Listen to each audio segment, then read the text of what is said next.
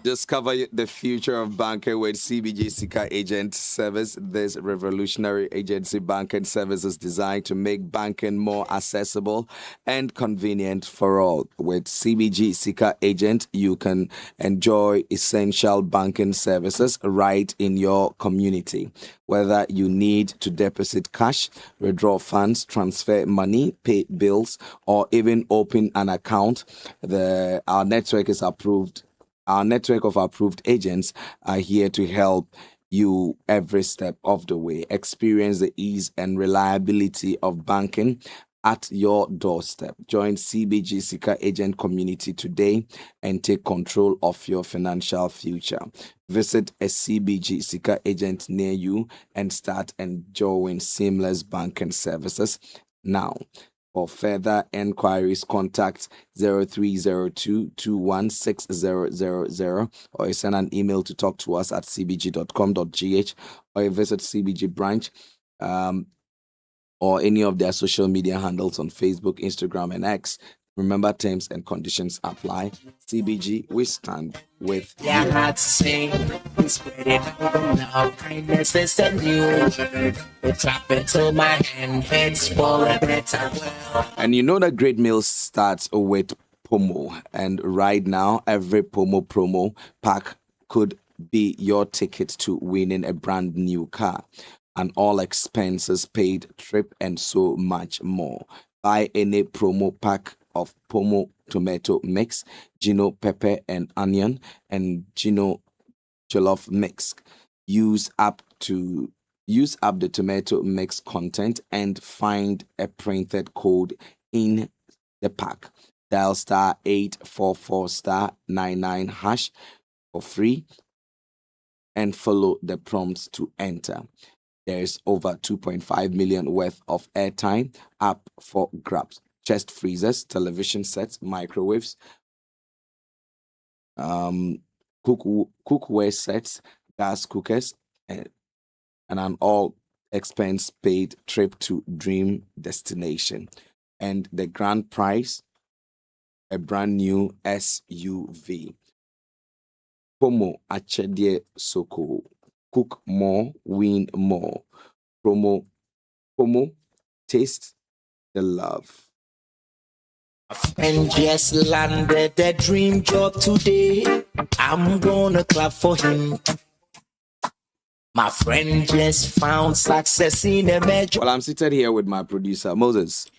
Hello. How you doing? I'm doing. What's happening in the camp of the NPP? Yes. There was this disqualification. There was a ban. Then now disqualification. And Yes. yesterday we saw that they've opened up the nomination. And they have closed it again. Oh, They have closed it. was it not supposed to? Okay, the 27th.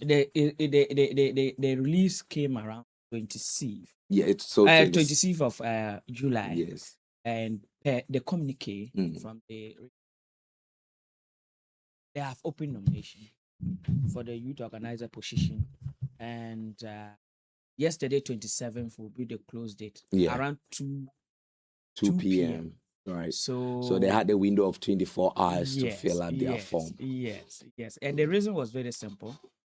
Because we realized that over the week, the aspirants in that particular category, there were some controversies about their ages and all that. One, they said one was above the age. No, just going to be above the age of 40 or 41. Okay. And the other two say, well, if that is the case, then I will also dig in to find out what is happening. So the person also dark and come out that the other his opponent too. Yes. If you are looking at the previous elections, that's the 2020 election, 2024 election, that is the general election. His opponent from 2020, the opponent was around 35 years old. And 2024, the opponent was 39. around 39, right? No, 2024 election, the opponent was 40. 40. Yes, based on so by now the person will be 42 years. Exactly. Right. So if that is the case, and you want us to go by it, then we are all not appropriate. We really need. We are all not clarity. appropriate. Yes, we need so clarity. when on this particular issue came out, I went to my Facebook post and I said that if that's the case, looking at the two of them, then it's not convincing enough. Yeah, they are both because not qualified. if this you are not qualified and that is also an issue, then there's a gap somewhere. And for me, this will all understand how it goes and all that. And just yesterday, we are seeing a letter that then they are disqualifying the two of them all, and they have opened nomination and they are closing it again. Open and close. They just left with, let's say, is it 2 weeks or so to do the campaigns and all that. So they need time is not on their side. So I would understand why they have to open it just some few hours, so that those who are available and think they can man that particular position to go. But I keep saying that the current youth organizer of the NPP within the region, for me, I think that he did a disservice to himself. Not to himself, but for the party. He should have maintained the position. Okay. Is he looking to go to? Yes, he's going for the secretary position. That is Salahuddin. Yeah, he should have maintained, because he really handled that particular position very well. I don't know why he wants to climb up. I always say that no, that was something that they should have advised him that no. You think? Yes. You think? That's my take. But that is politics. You may not understand the nuances of the game until you go in there. Yes. But whatever is happening in the NPP, I think that the internal constitution is very clear on the age bracket that are supposed to contest. Below 40. Yes. So even if you'll be turning 40 next month. I think ordinarily it wouldn't be good for you to put yourself in that position. And this is to also encourage the youth, the actual youth, to now come into the space. Exactly. It was unfortunate when I read the vetting committee for the constituency level elections, how some people had to maneuver their way, go trying to get affidavits signed and everything, just to be forgetting that legitimately your Ghana card. Yes. You can change all other documents, but once you have your Ghana card registered, it will be difficult. Your SNIT. It will be difficult. Some people were arguing that the SNIT sometimes it's not tally. Your SNIT age, you can be this and that. So, that was the argument. So but based on what if you discover that your SNIT data doesn't tally, you correct it long before you even put yourself up for contest in a public position. Because once you come out that you want to contest a particular position in a political party, you become a public figure. You expose yourself for other people to dig your information. So you cannot hide under the cover of, and when I read the constituency level, the reasons for some of them, it also, I don't know how the word to use to describe it. That was the argument that some were saying that if you look at the constituency level, age, they disqualify up to 8 or so. Yes. It is not right for them to say, okay, because they are just two people that are contesting, and all of them similar issues, for me, they should allow them to. They should. That's why they disqualify all of them and open up for if they open up and no one is coming in, then they should continue reopening it, or they should leave it blank, go for the election. They should write to NEC. NEC will give them the opportunity to reorganize that particular election again. Because look, I was telling you about a friend who came all the way from Europe to come and contest a position in the NDC constituency election. The youth organizer. But he also realized that per the guidelines of the constitution, his age would not allow him. And I would have been surprised if his age really allowed him, because ideally he's quite older than me. But he was going in for a position that you yourself, you're not advise yourself. I will not advise myself. No, for me, I'm fully qualified to go in for any of. I still have some more years to. Now, why didn't you go in? Or I'm not a politician. I'm not a politician. I'm not a politician. But there are some stories on our website. Yes. So the two, I've seen them on Facebook trying to do. But it will not help. Those who are kind of. Look, if you say you love a party, yes, you see, just Forget the naysayers. Forget those who are poking you to misbehave. I call it misbehavior. Look, be truthful to yourself. Exactly. Be truthful. It was not the only position in the party that you could have. Anything that would bring ambiguity, make sure you don't find yourself within that zone. Don't say that I'll be 40 next month. So today I'm 39. By 40 next month, you'll be operating within the period when you are 40. But if you are at 38, you operate 2 years before you turn 40. That is considerable. Yeah. You get it.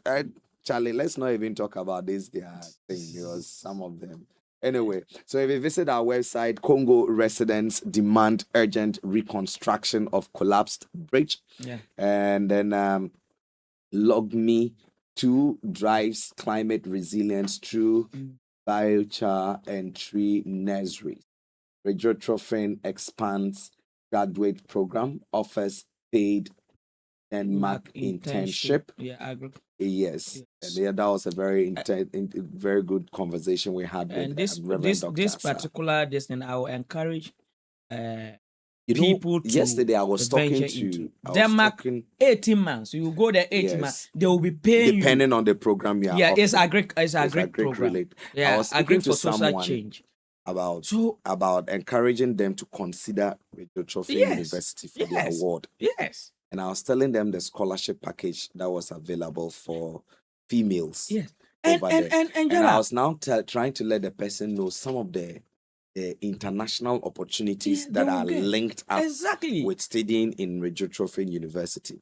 I was like, really? But where is the university? I say it's in Borga, it's in Namur. In Upper East Region, it's in Namur. And do they have the best fit facilities? They have it. I'm like, well, it's a state-of-the-art university. Yeah. The only thing is that they have not been very visible for some time. So a lot of people don't know about them. But it has a lot of international connections. And so if your ward goes to that particular university and the ward is a determined person, the opportunities for the person is enormous. Especially this agric program that I'm talking about. Yes, the agric. You are done with it. Change. Not that, and as we speak, I'm told that like 18 to 20 students, all of them, they are going to Denmark. Yes. And not that they will use their money. No. It's fully funded. It's a scholarship. You know, last year, 1 year and a half. Last year when we spoke to him, he roped us into some of the opportunity, but he said they don't want to use that as the basis for enrollment because they believe that once you are coming in, you should come in because you want to learn. And for the kind of curriculum they run, it prepares you for the job. Exactly. You know, yesterday I was talking about the accountancy program they are roping up. I was tempted to believe, but we run accounting in almost all the that. And he said we have struggled to get accountants who can critically analyze figures when they come to them. And that is a very important aspect of accounting. Accounting is not just putting ones and twos together, but understanding the ones and twos you put together and being able to interpret it and make a projection out of it. And so for me, the region has some very tremendous universities. Prof. Miller's University, Miller Open University is one outstanding university, which Prof. Miller has. It's a concept that he's been running all the years he's been in academia. So the indigenous research approach, and it is something that is selling very well. So let's just get in. On our website also you have Matthew Ada urges youth to embrace hard work and purposeful leadership. Whilst we're talking about the NPP and the youth organization. Right. Yeah, we have the regional chairman now. Lawyer Anthony, or to just share with us exactly what is going on. Right. We don't know. Good morning, sir. It's a pleasure speaking to you this morning. Good morning and good morning to your esteemed listeners. The NPP in the region has been in the news lately, especially around a particular position, the youth organizer position. It's been back and forth. Could you walk us into what is happening and if there is finality arrived on the issues that have emerged? Thank you very much. I must lay a foundation to this question. Right. Now, you remember in July 2025, we went to the University of Ghana, specifically the stadium, to do constitutional amendment. At the conference, the age was proposed to be by the Constitutional Amendment Committee to be brought to 35. Okay. Which is the age in our National Youth Authority Act. Ghana, we have a National Youth Authority Act, which puts the age at 35. But understandably, around 2025, those who were contesting for youth organizers across the polling station, electoral area, constituency, regional and national, had started preparing, and most of them were over the 35 years. Right. So they roundly rejected that proposition. And so coming forward to the elections, when the amendment was done, instead of 40 being the highest age, he said you must be somebody who has not attained the age of 40. Okay. So at the time you are applying, you must be 39 plus. Right. Even if it is 1 week to 40 or 3 days to 40. This is the basis on which, and therefore, in the polling station elections, in the electoral area elections, in the constituency elections, a lot of issues came. People who were over 40, who were youth organizers. Previously, you even had people who were 50 years as youth organizers because nobody enforced it strictly.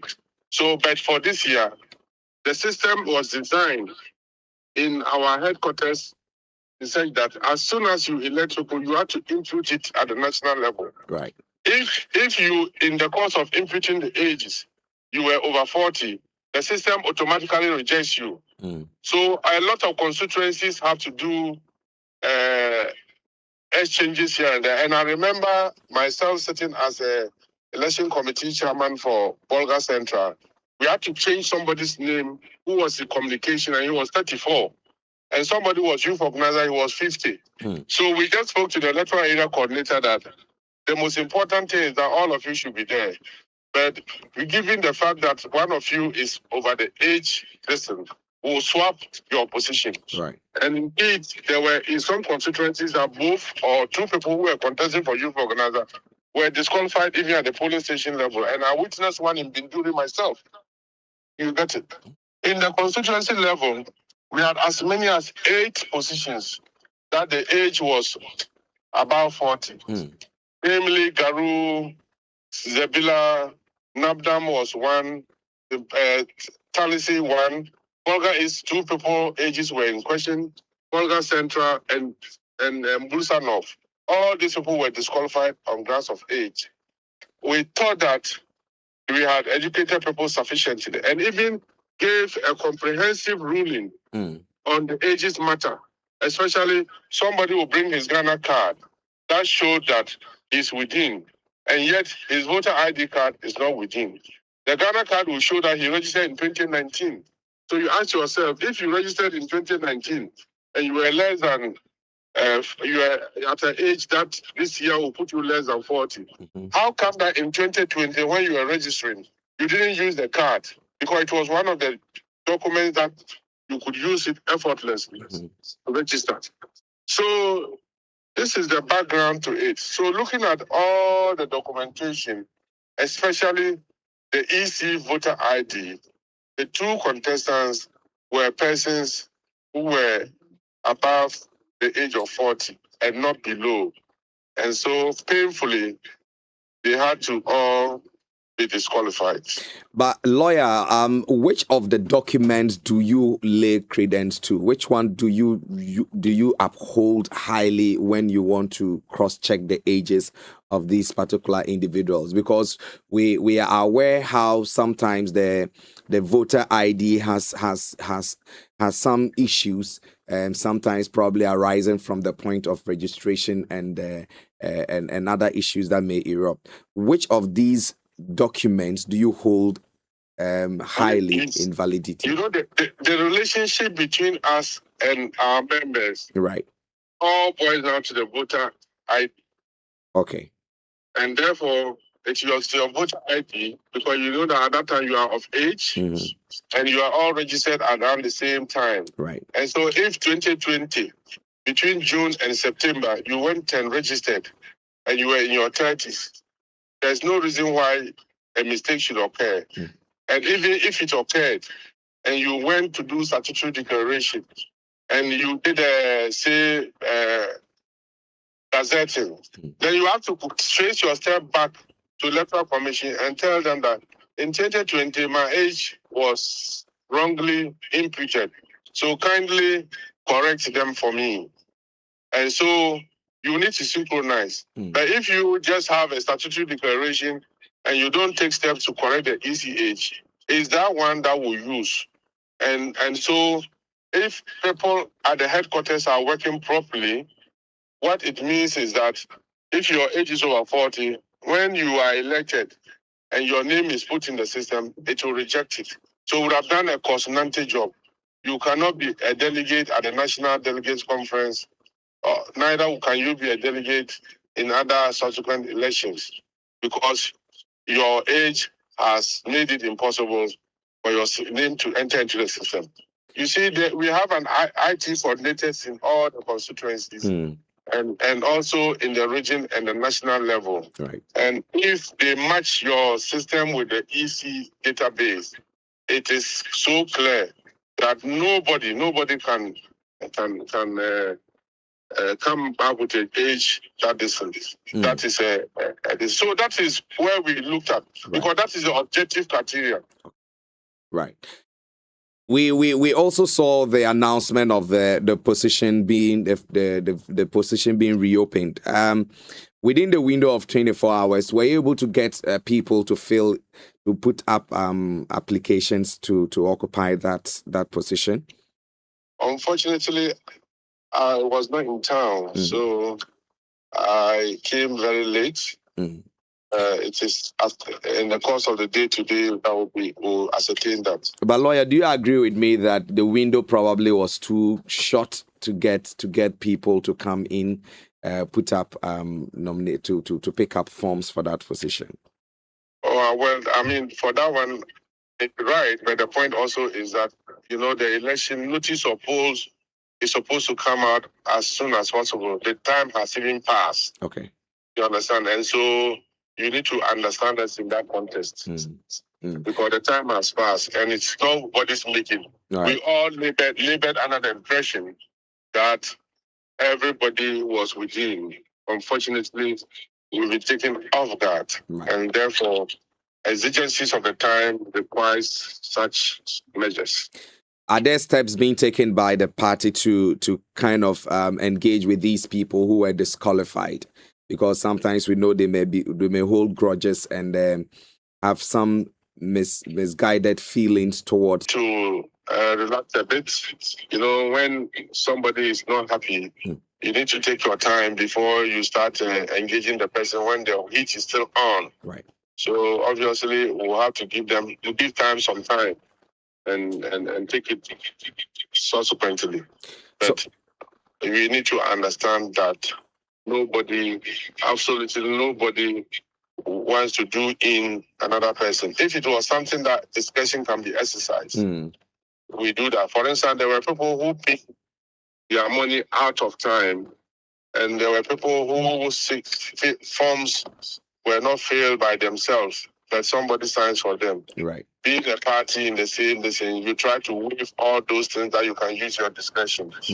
But in the terms of age, there's absolutely nothing that you can do. Right. If something could have been done, would have done it, and you would have heard initially that there was a strong proposition that if they are both not qualified, why not let them contest? But you also understand that there were others disqualified right in the polling station, electoral area, and the constituency level. Yeah. So if you give a dispensation, then people would raise up against us, right, and will be in shambles. Right. So it was a lesser evil going taken by the law, right, the provision of the guidelines. When are we expecting the elections to take place, the regional? The regional election, all things being equal, it should come off on Saturday, the 15th of August, at the original House of Chiefs premises. Right. Lawyer, we wish you the best. We'll keep in touch with you subsequently.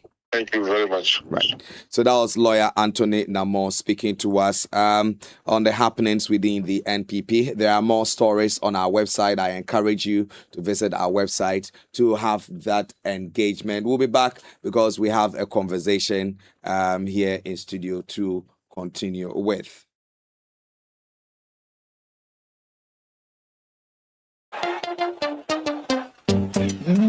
Now, ladies and gentlemen, I've got a question for you. When you go out there to eat, what do you look out for? For me, I love food. I look for serene environment, conducive and hygienic cooking conditions, meals hot and delicious. These are what best describes Maiden Kitchen. Maiden Kitchen is located inside GNTC, and on their menu, they have fufu with goat light soup, kenke with tilapia, t-set with ayoyo, izet banku with okra stew or pepper. Do you want plain rice or local rice balls with palm nut or granite soup, jollof with chicken, konkonte with palm nut soup and coffee, boiled yam with palava sauce, wache with fish, pastries, or is it red?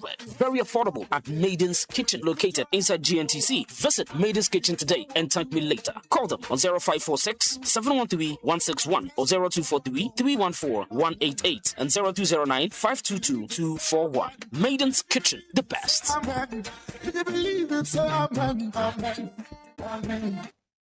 Welcome back. This is A1 Radio 101.1. We apologize. We are not bringing the announcements yet, but it will follow up after this particular interview. This morning, we are asking the very big question. You know, as it stands now, we haven't heard lawyer Anthony Namo's name come up in the race for the regional chairmanship position for the NPP.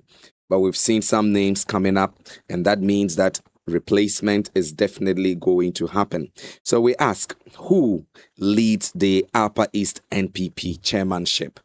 So it's a very interesting question. And so we this morning, we are seated in studio with one of the aspirants to speak to us about his decision to go into the contest, get to know him more, get to dig into his plan for the party, to rejuvenate interest and passion for the grassroots. My guest this morning is none other than Mr. Patrick Ayaba. Good morning, sir. Good morning, my brother. It's a pleasure having you in studio today. I'm grateful. Great. Who is Mr. Patrick Ayaba? Just tell us a bit about yourself. I know my listeners are curious. It's probably a name that they haven't heard much, especially in the airwaves. Thank you very much. Good morning to all listeners. Good morning to my party members throughout the region. Good morning to my party leaders, especially my outgoing regional chairman, Tony Namo. I greet you this morning. All delegates that are coming to take decisions for the party come 15th August 2026. Yeah, I'm in the person of Patrick Ayaba, the immediate past constituency chairman for Zebila constituency. Yeah, I am a person who have been in this party for a long time, starting as polling station secretary in my electoral area, Teshi, where I was the polling station secretary for Teshi Primary. From there, I stood as assembly member in Teshi. Won 2 consecutive times. Was appointed once. From there, 2010, I proceeded and contested as regional treasurer, where I won and served 4 years 10 as regional treasurer of this region. As that time, things was going well, very well for us, and we were able to pick about 3 seats for the party. From there, I was appointed as a patron to my electoral in my constituency. I played the role as a patron by sponsoring the party to victory. 2016, we also had an MP for the region from Zebila for the first time. From there, 2018, I contested. I saw that I have to go back to the constituency to strengthen things. So I contested as constituency chairman, and people endorsed me massively. Served 2 terms as constituency chairman for Zebila. Now I'm aspiring regional chairman. I've been a regional treasurer before. I think this time I'm qualified to be regional chairman. So all this experience shows that the regional chairmanship position I can handle. That's why I tell myself for my dynamic delegates to listen to me, give me benefit of the doubt. I will change this region better position for the party. So when we I just want to know what is the motivation for you to go climb up to the decision that you want to lead the NPP as the chairman in the region? What is the basic motivation that drives you? The motivation is that the party is something that is in my heart. I want to serve. I want to serve my people. I don't want to be somebody who they are minding my own business. I want to be somebody who always engage with people, try to solve their problems for them, and we move together as a family. And I think that seeing something going wrong at the regional level, and I think I can play a role. I have to bring my experience to play that role. And that is why I'm coming. And I also want to see to it that my party comes back to power in 2028.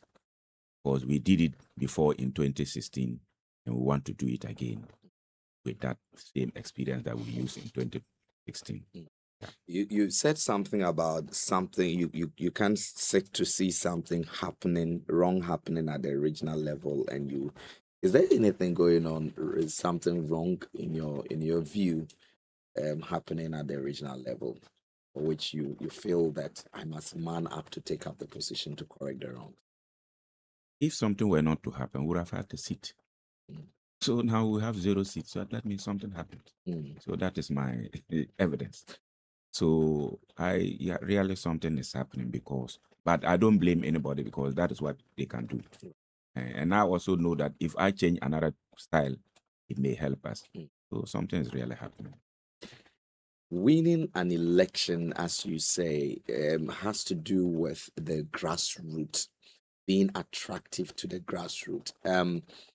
The NPP over the years in the Upper East region hasn't really been a very attractive party for largely the youth. How do you think that you, as coming in as the chairman, can position the NPP to be an attractive alternative for the youth in the region? Yeah, you can see that in 2016 it was attractive, and that's why we won. And from there up to now, it became unattractive. That means something is going on. So I think that we want to bring the party back to attractive to the youth. And you need to engage the youth, you need to engage all the voting populace to find out what is actually your problems. And when you are able to ascertain that these are the problems that that they are not happy, then you strengthen them. It's not about what you want as a leader. It's about what the voting population wants. And I think it is time we engage them. If you don't engage them, you will not know what is paining them. And I think that I have that ability to engage them with my able constituency executive, with my able research officers that have been put in place. I think the party is poised for power because we have put all strategy in place so that we can win. Because now we have elections officers and we have research officers. First time it was research and elections. Now it's research. So the research officer will be able to research well at the grassroots level to bring us information that these are the issues that made us the party not attractive for the youth again, and we'll be able to strengthen them. I think it's better we use each other so that we'll get back to.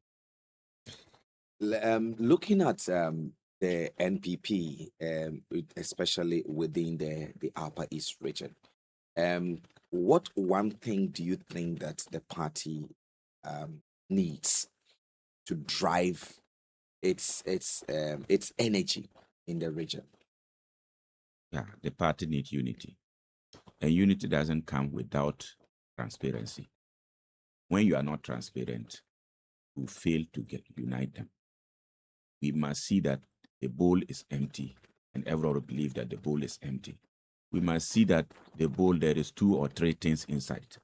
And when you are able to do like that, then no one blames you for, as a leader, for cheating them or sidelining them or in anything. So I'm thinking that we have to be united first, and you have to also be transparent to them. Let them know what is actually going on. I can cite an example of what happened yesterday. It was very bad. You can't open nomination for 1 hour for people to come and pick forms. By the end of the day, you will not get competent person to occupy that position. You mean the nominations? Yeah, the for youth 1 hour? organizership position. But was the statement was released on the 26th? Was it not No, supposed it was to be yesterday that 26th? we saw it. Interesting. Yeah, yesterday afternoon that we saw it, and within 1 hour, it was closed again. So how will you get a competent regional youth organizer for this position? It should have been open for people to come and pick, and the delegates will decide. But you heard the current chairman explain I've heard that everything. there is a short window to do. There's nothing everything. like short window to select competent people for your party. If only you can squeeze it. Squeeze it. What is even the shortest in this? We can even do that one. You can even do that one. Listen, maybe we are talking of notice of poll. Notice of poll, it has not yet come. Are you telling that it's coming today or tomorrow? Even if it's coming, it will have come and even leave the youth side because there was a problem. And you arrange yourself and bring that one to. What is wrong with that? So does it mean that if notice of poll issue will come and spoil our region, it will come and we will not get competent person for that position? How will that person, how will the region be? So I know Jonathan and Wakiki was competent for that region. That's why they started since last year. You see, so if it's come that they are not qualified, let's take our time and get another competent person to occupy that position. So these are something that pains the youth. You can see that somewhere issuing a statement trying to attack other dignitaries. I didn't like it that way because, and you can see the frustration in them. So these are some of the things that I think that we should mind about in politics. And you shouldn't do something to interest yourself and disinterest somebody. These are the problems that have been there for the whole 8 years. And that is where we have lost much like that. So I'm thinking that we should do better than this. Over the period, just still talking about party unity, one of the issues that has come up with is how to handle internal conflicts with the team. And over your years of experience within the NPP, how do you intend to handle these issues around internal wranglings that eventually has a broader effect on the party regionally and nationally? Yeah, thank you very much. I think you can see that people are in pain. They've not crossed carpet. You can see that no one crossed carpet to NDC, and you say the fellow wants to cross carpet. They are only quiet. They are only minding their own business because normally they will struggle, and when the thing comes, few people enjoy it and leave the others. So I think that since people are not crossing carpet, but it's all that they are in pain, we can talk to them. We can bring them back. We can't let them understand that the party is still for them. You see, without unity, let's stop it. In 2016, some people sold their Guinea fowl to campaign for MPP. But after that, what did they gain? They are in pain and they've not been visited. Elders, even former executive, it means when you lose power, you are sad, like you have finished. No, we should be able to have a group of But it's not a regional. political game. It's not the best. It's not the best. Because if that is a political game, and that is why we are losing, I think that we should make it better than so that anybody who is a former executive or even a member, a strong member of the party, then you should be able to at least once a while visit that person and motivate that person. If there is water, you share together. The old man sitting in the house will be happy to see a regional executive coming to say hi. They'll feel at home and they'll be proud that they are MPP members. So I am thinking that the unity that we are talking about, we must enforce it. We must make sure that everybody feel at home. We must make sure that we bring them all back together because they have no cross carpet. They want to be MPP. But if you are silent, what can you do? Some people have good advices for the party. When you don't go to them, you will not get it.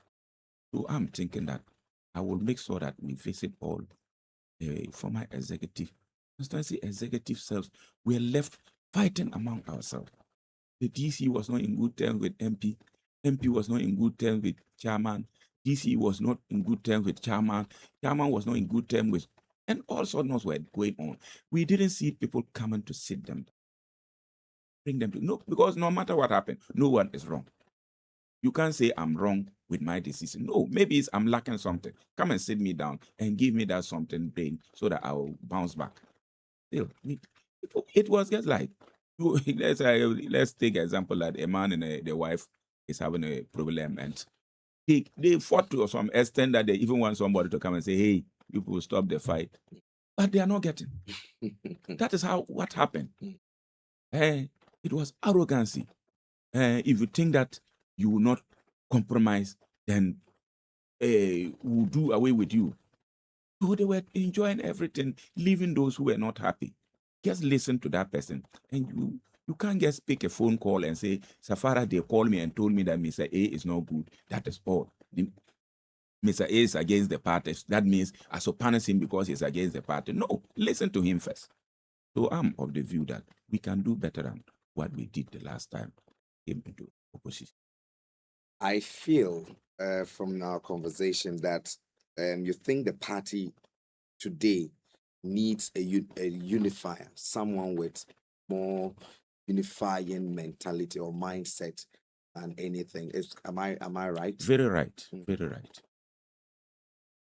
But this will come at a cost. Because people will still raise the concern that is it now that we are in opposition that you think we should come unite? Wouldn't that be a challenge that you should consider?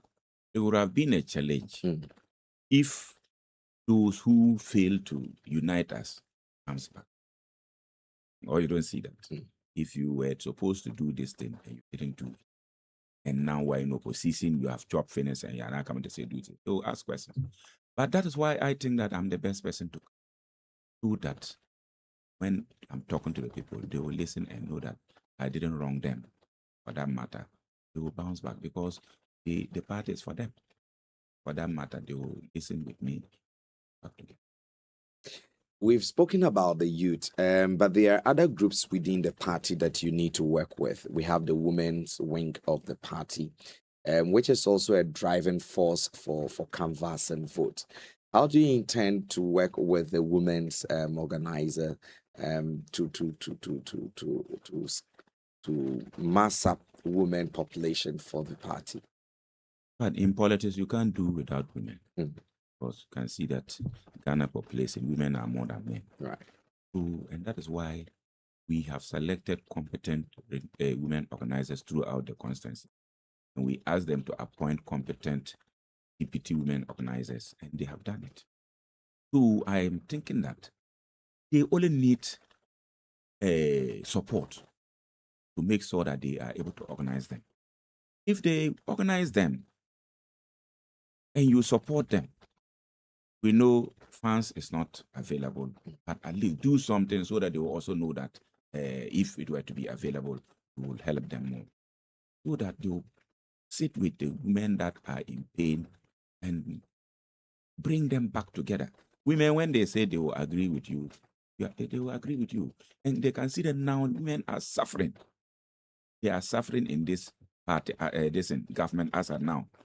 In the market, they can't sell anything. everything will be available, no money to buy. Even at the farming level, at the community level, there is a problem. You farm, get your corn, and you cannot sell. Currently, right now, they have to use 2 bags of corn, sell 2 bags of corn to buy 1 bag of fertilizer. This is a pain, and it is the ladies that suffer this most.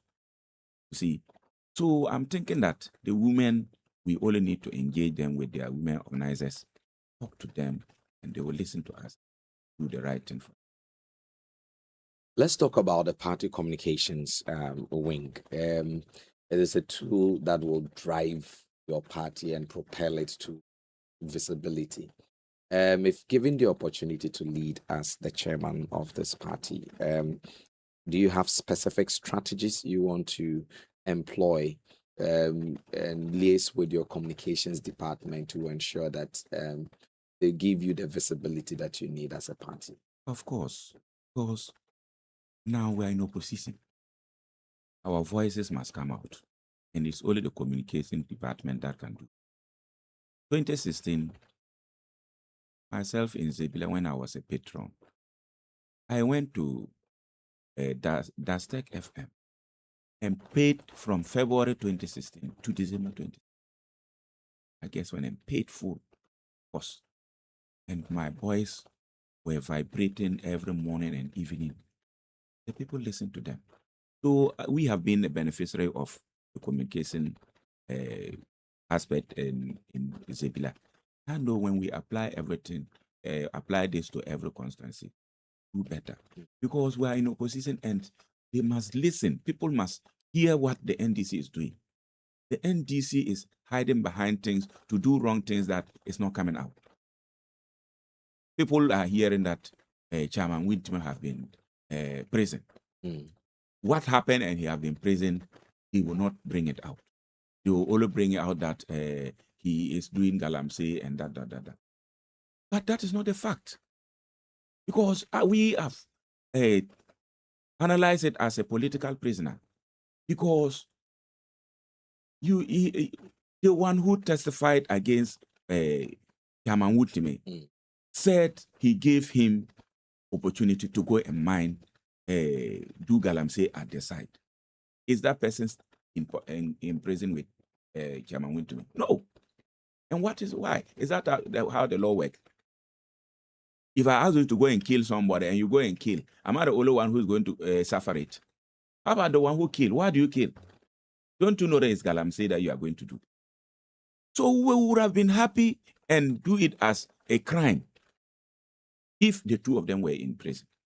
But if you decide to bring punish Chairman Whitmer and leave the other one who actually did the act, and you are telling us that we shouldn't line it as political prison, we cannot take it that way. So these are some of the things that we have to communicate for our people to hear and to know that they are out to punish MPP members and nothing else. So we need communication. When I went around, I've been telling my communication officers throughout the constituency that be ready to work. Be ready. You have taken that role and be ready to work. We are going to support you, work, and make sure that the information that is going on gets to every Ghanaian so that we're able to win election 2020. Let's talk about the issue of inclusivity, where some group of people feel left out in political party activities, where they feel that, oh, I am from this zone, and mostly they consider this zone, they give priority to this zone over our zone. Sometimes it also leads to this dissatisfaction within parties.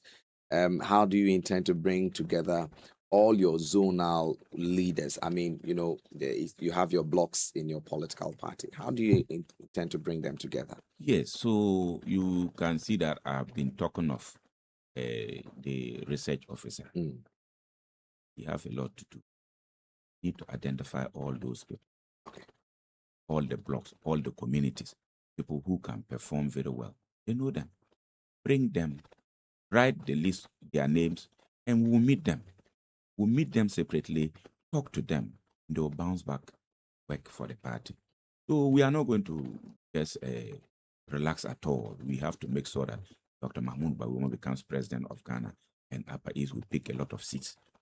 Make sure that Ghanaians are angry with what the NDC is doing. So we will not. We are not going to wait. We are not going to relax. We are going to work hard. And when you are able to pick those people, you will be able to assign them to roles of those who can speak better and even convince people. We put them at the communication level. Those who can do other things, because we are going to form committees again. The 19 constituency executive that have been put in place, everybody is going to work at the section. And by the end of the day, we'll cover all sections. So we are bound to work and make sure that we achieve our aim.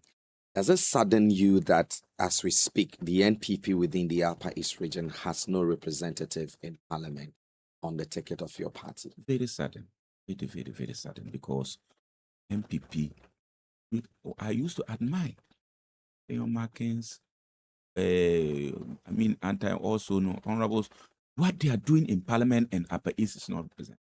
At least we should have had some few, so that they will also come home and tell us that in parliament this is what is happening. We don't have it. We don't have it. And NDC, all the 15 of them, we will not even hear what they are doing. They are there. They just convey them and when and put it there all in the name of a party color, but not competency.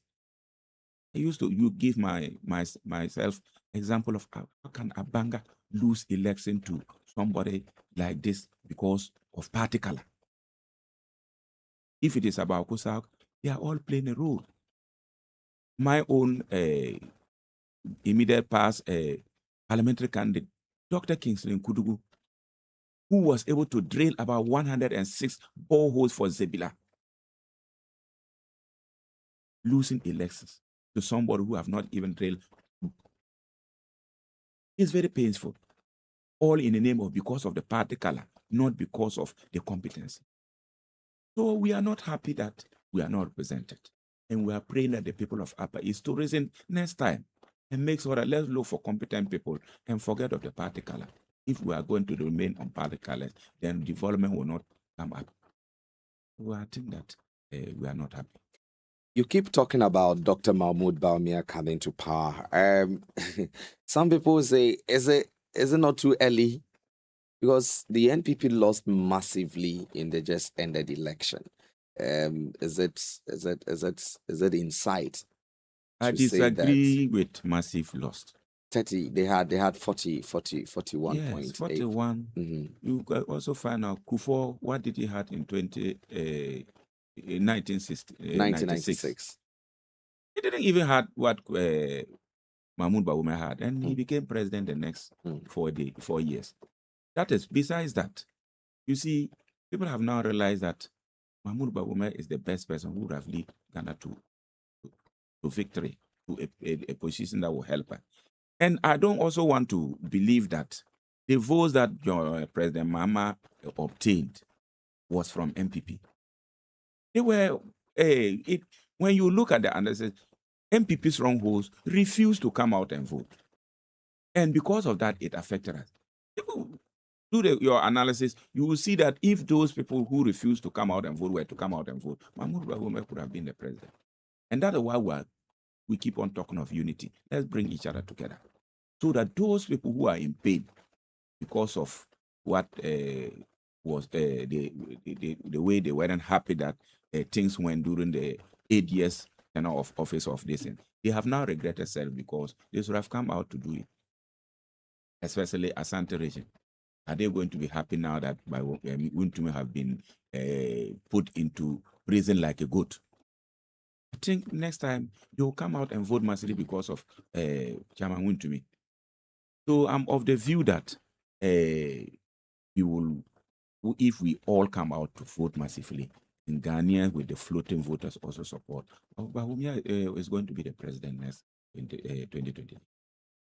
But you speak about if they had come out to vote massively for the NPP to win, Chairman Wontumi probably wouldn't have been behind bars. But But the law is very clear about whatever that happened. Do you think that they erred in the judgment that they pronounced on Chairman Mutumi? We MPP all we know that they erred, because right now what is going on, Galamsey sides, too bad. We had a recording where DC was selling tickets for them to go and do Galamsey. Was it not out? What have they done to that DC? What have they done? So look, let's just say the fact that they are out tarnish the image of our party members, tarnish the image of our party hardworking people.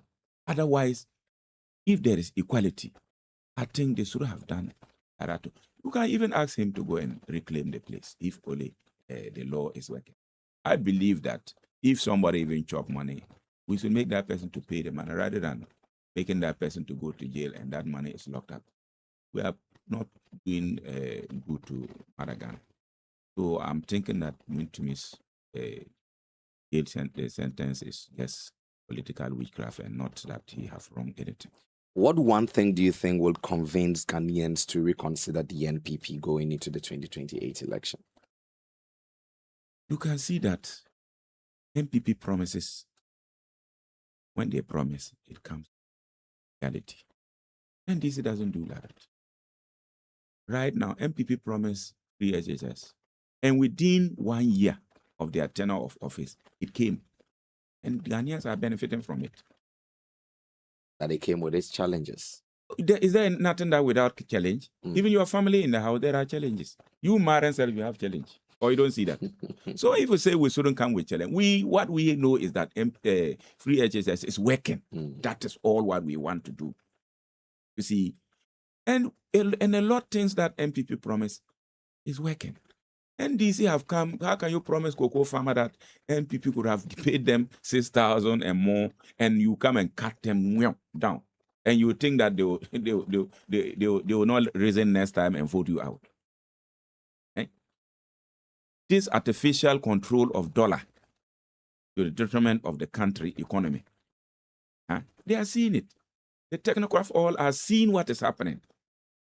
So I'm thinking that one thing about MPP NDC is MPP when they promise, they execute. NDC when they promise, they fail.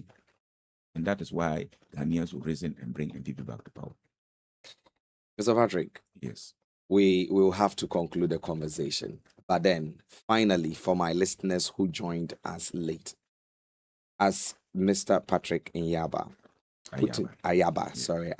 putting yourself up for the position of the Upper East Regional Chairmanship, what should they expect from you? Why should they give you that opportunity?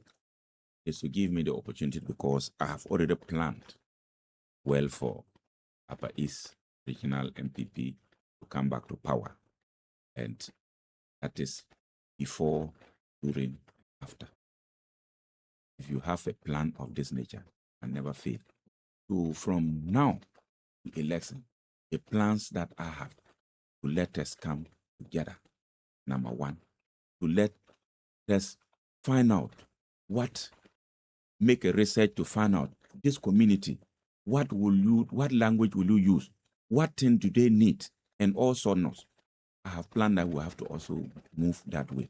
We have planned that every information must be carried to them. We must give information and receive information from them and make sure that they feel at home. And when it's happened like that, they will participate massively in the campaigns. I think when we do like that, and even the youth, you have to bring them together, call them to let them know that when we come back to power, it is not going to be like the way the previous administration made them to become annoyed because they chopped and left them. The first year, you can see that Nana nearly lost because they saw that they were neglected. And we didn't learn a lesson. The second year, we did worse things like that than that. So now we have to bring their confidence back to other so that they will know that the next time, that type of Mahmoud Bawumia will not do that time thing and they will come back to power. And during elections, we must find out that we should get competent parliamentary candidates. Parliamentary candidate is said to be competent from the community. When you participate in community activities, when you mind their business, we don't get lift a parliamentary candidate from nowhere to come and contest and think that the person should win. We need a grassroots parliamentary candidate. These are some of the things that we have to put in place. We have to also make sure that the parliamentary candidate lays very well with the electorate. He lays very well with the constituency executive, lays very well with everything. He doesn't work alone. Because when you work alone, they become annoyed and say, well, now that you are working alone, when you win, you are going to work alone. These are some of the things that we put in place. So that election day, what do? We must guide our own boxes. The youth must come together to make sure that every polling station, they protect it.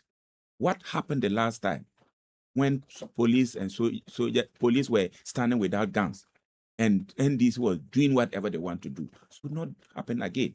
We should be able to be seen free during the elections, and everybody will, whatever results that come, then you take it. Because there were some police saying they recorded 0, but when you open the box, there is no 0 there. There's no 0. Who does that? That the executive didn't vote or what? So these are all things that we put during elections. And after elections, everyone of us, if they say happy, positions are there. Only positions alone can let you divide again.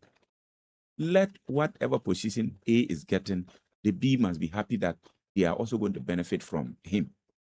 So we will do all this work and make sure that the party becomes strong, capture the region, or if God bless. Mr. Patrick Ayaba, thank you so much for being in the studio. We want to wish you the best in your elections, and hopefully we'll get to sit here after the NPP delegates have given you the opportunity to further discuss the plans for revitalizing the energy of NPP within the Upper East region. I was grateful. Right. Thank you for giving me the opportunity, and I pray that NPP bounce back strongly. And yes, we.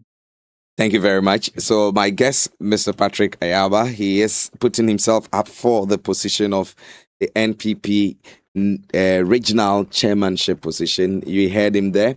The conversation hasn't ended. We'll be back to continue the conversation. Stay tuned. This is A1 Radio 101.1 megahertz. When your car's ignition begins to sound like this, Toyota Auto Express Service Center can fix it with a smile. From diagnostic checks to general servicing, body and paint works, ties and car wash, we are ready for you. As an authorized Toyota Service Center in Bolgatanga, we have genuine spare parts available for you. Call us now on 0559 179 655 or 0535 517 784 or 0535 504 394. We are ready for your call. You can locate Toyota Auto Express Service Center in Bolgatanga at Pusunamo along the Bolgatanga-Tamale Highway. We open from Monday to Friday from 8:30 a.m. to 5 p.m. and on Saturdays from 9 a.m. to 2 p.m. Toyota Auto Express Service Center, keeping you safely on the road.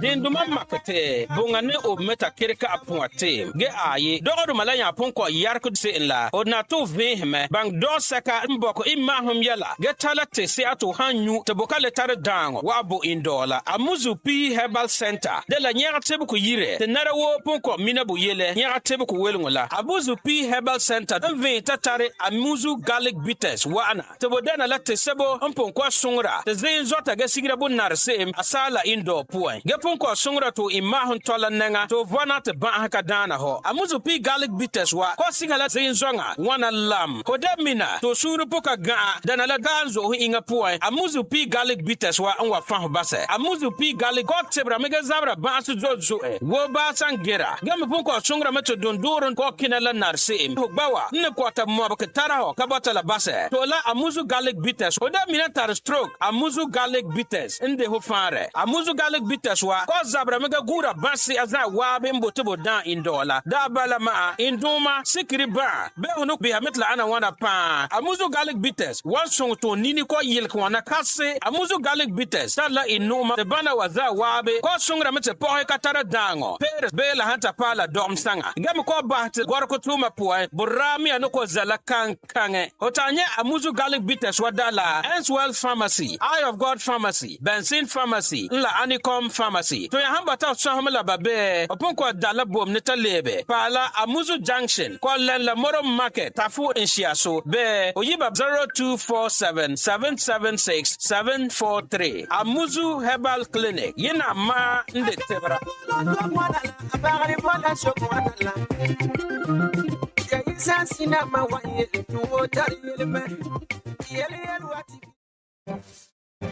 Here's the breaking news. About 2,500 people.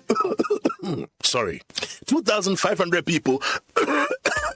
When stubborn coughs, colds, or catarrh interrupt your life, get fast relief with Stop Cough. There's a Stop Cough for every cough and for everyone. The Stop Cough range is suitable for adults, children, and babies. Ask your pharmacist about the right Stop Cough for you. If symptoms persist after 3 days, consult your doctor. The Stop Cough range is manufactured and distributed by Ernest Chemists Limited. This advertisement has been vetted and approved by the FDA. 30 years ago, MTN arrived in Ghana and everything changed.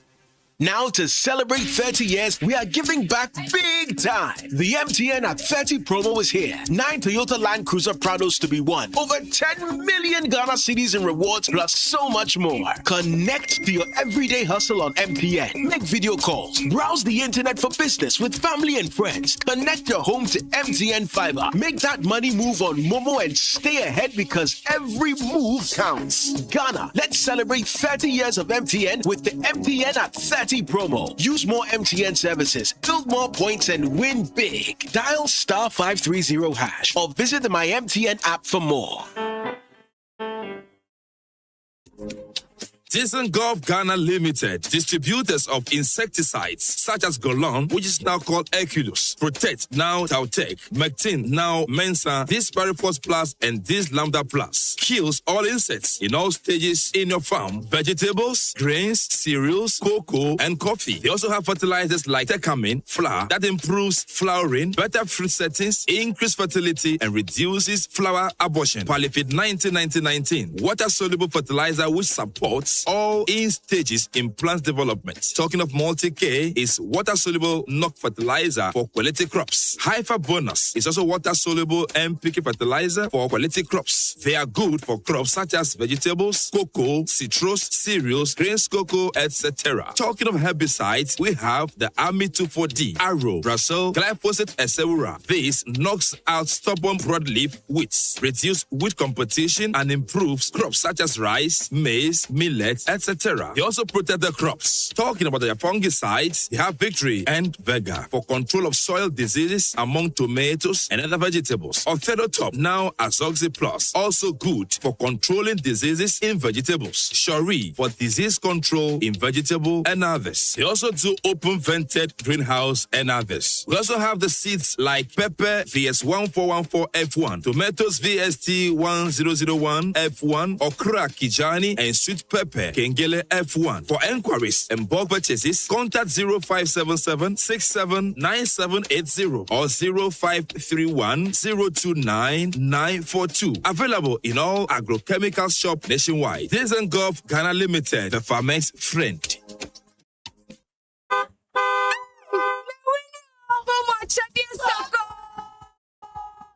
Buy any promo pack of Omo Tomato Mix, Gino Pepper and Onion, or Gino Jollof Tomato Mix. Cut open the sachet, find the code inside, text the code free of charge to *844 *99#. There's over 2.5 million Ghana cedis in airtime to be won, plus amazing appliances and the grand rewards, a brand new car, and an all expenses paid trip to a dream destination. This advert is FDA approved. This promo is regulated by the NLA on the Caritas Lottery platform. Terms and conditions apply.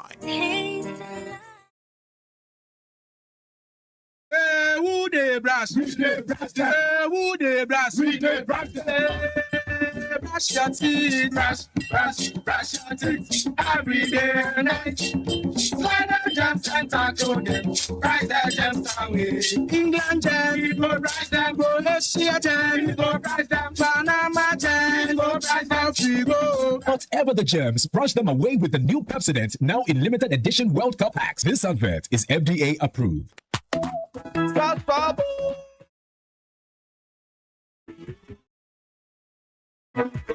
Stato, ABC, come tonton preco. Sasso, ABC, come tonton preco. Pedra driving every session. Yeah, I can see how they malaria. Minha me come, me so spray. Every mosquito study run away. Tonton preco, sasso, ABC, come tonton preco. Tonton preco, sasso, come tonton preco. Nani shone die, demo stronko. This advert is FDA approved. 101.1 Okay. A1 Radio.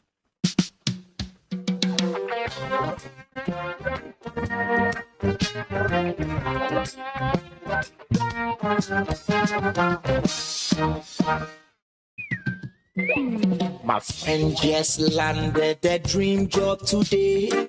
I'm gonna clap for him. My friend just found success in a major way. I'm gonna clap for him. My neighbor's child just learned to ride a bike. My anxious friend just came back from hike. And I'm so happy, let me give them some hype. I'm gonna clap them, pa, pa, pa. I win, you win, they win, we win. Okay. We sing a happy song, tinga, tinga, linga, ling. Let's clap for others, pa, pa, pa. I win, you win. We win. Well, welcome back to the conversation segment here on A1 Radio 101.1 megahertz. It's some 26 minutes after 8 a.m. And it's exciting still having you listen to us this morning. You can follow the conversation live on Zeno Radio, TuneIn Radio, Radio Garden, the Modern Ghana app. And equally, you can listen to us and log in onto our website, www.a1radioonline.com/listen. My sister found love. She made it right. This morning it's a Tuesday, and you know, on Tuesdays we have our political actors sit with us in studio to peruse some of the issues that are topical in the country. One of the things we'll be discussing this morning concerns all of us. It has to do with a campaign promise to ensure that we grow what we eat. And that has to do with the Feed Ghana project. What has happened to the Feed Ghana project? It is a question that is lingering in the minds of many Ghanaians. Is it an initiative that has stumbled upon takeoff, or is it yet to take flight? These are the several questions that we want to find answers to. And this morning, we'll be having that conversation. And also, if you travel towards the Bongo Namor area, there is an issue concerning the road, which some amount of monies have been paid to. But after 5 years, the project is unfinished. The contractor is nowhere to be found. We are going to raise the critical questions as we discuss this particular issue as well. Before I introduce my guest to you in studio, Consolidated Bank Ghana invites you to the 6th Women in Trade and Investment Conference 2026, which begins from the 29th to the 31st of July 2026 at the CBG SME Center, Blackmore at Kokomlemle near the Paloma Hotel from 9 a.m. to 4 p.m. each day. It is under the theme financial and avenues for women entrepreneurs. This is your chance to connect and join a movement that supports women in trade. Experience the joy of shopping with fantastic offers on a variety of products from over 70 dynamic SMEs across the country, all under one roof. Tell a friend to tell a friend. For more inquiries, you can reach out to them on 030-2216-000. You can also send an email to talk to us at cbg.com.gh, or you can visit any of the social media handles: Facebook, Instagram, X, LinkedIn, and YouTube. My friend just found success in a major way. I'm gonna. Remember, terms and conditions apply. CBG, we stand with you. This child just learned to ride a bike. Pizza Man Chicken Man has another irresistible offer for you this week. Imagine one pizza loaded with 3 different chicken toppings. This sounds amazing, I know. They are introducing the all-new triple pizza, topped with chicken breast, chicken crunch, and chicken fillet, all on one crust and served with our special cocktail sauce. And here's the best part. From Wednesday to Friday, buy any size pizza and get another pizza for of the same size absolutely free. That's right. Buy one, get one free at all Pizza Man chicken branches nationwide. Call 0302-753-430, or you walk into any of the branches of Pizza Man, or you place an order through the Crispy app now. Pizza Man Chicken Man, good food lives here. My classmates spoke and shared her voice. My sister found. Well, joining me in studio this morning is Edmond Awuni and also Michael Nigina. Edmond is a member of the NPP's communication team, and Michael is with the NDC. He is the Talency Constituency Communications Officer, and seated here with me in studio. Gentlemen, good morning. Thanks so much. Good morning, Gerard. It's always a pleasure coming to your enviable platform. Enviable. Edmond, how have you been? By His grace. Great. As you can see, we are there. The NPP. Oh, we are fine too. I'm good. I've never been better. The NPP regional election is coming up. You did your polling. You came to your constituency. Now you are up to the region. How have you observed the processes so far? Does it excite you? I have seen the zeal with which people are coming in, trying to secure seats. It has very competitive. It reminds you of those days. Yeah, very competitive. But for lack of money, I would have been there. For lack of money, you brought up an issue. Is it the picking of the form or the form alone wasn't even? But after that, you would need to crisscross the whole region with delegates. All that. And this is expenditure. If you check yourself and you are not financially This cement. Unfortunately, some of us didn't get a smile from.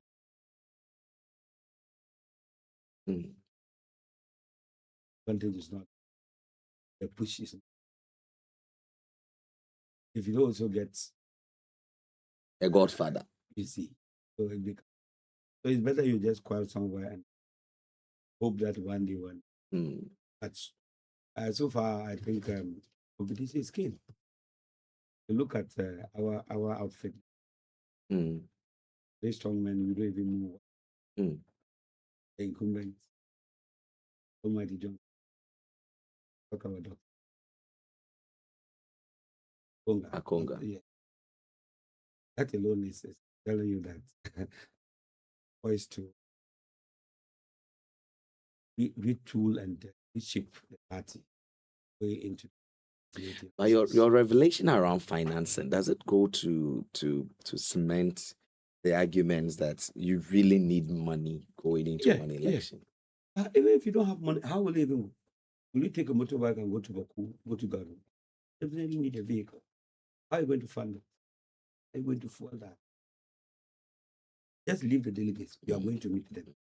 How will you even? So will we be hypocrites and we want to brush off that conversation that Anybody who says that yes. there is no money when it comes to campaign and other things, the person is just, you see, we should not try to play. Look at assembly elections alone. I went into it. The amount I spent. We should not try to play the ostrich. No. The reality is the reality. We know. Some say, bring my share because when you get there, we won't get you. Whether that is too holy, you cannot debunk it.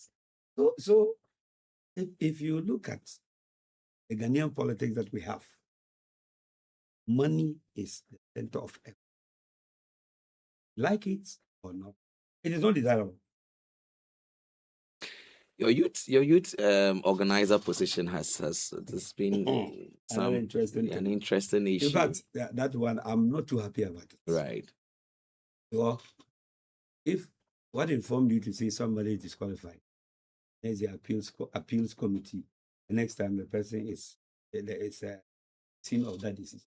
It faces a lot of questions and things, but I know the revered people who are there as the committee members.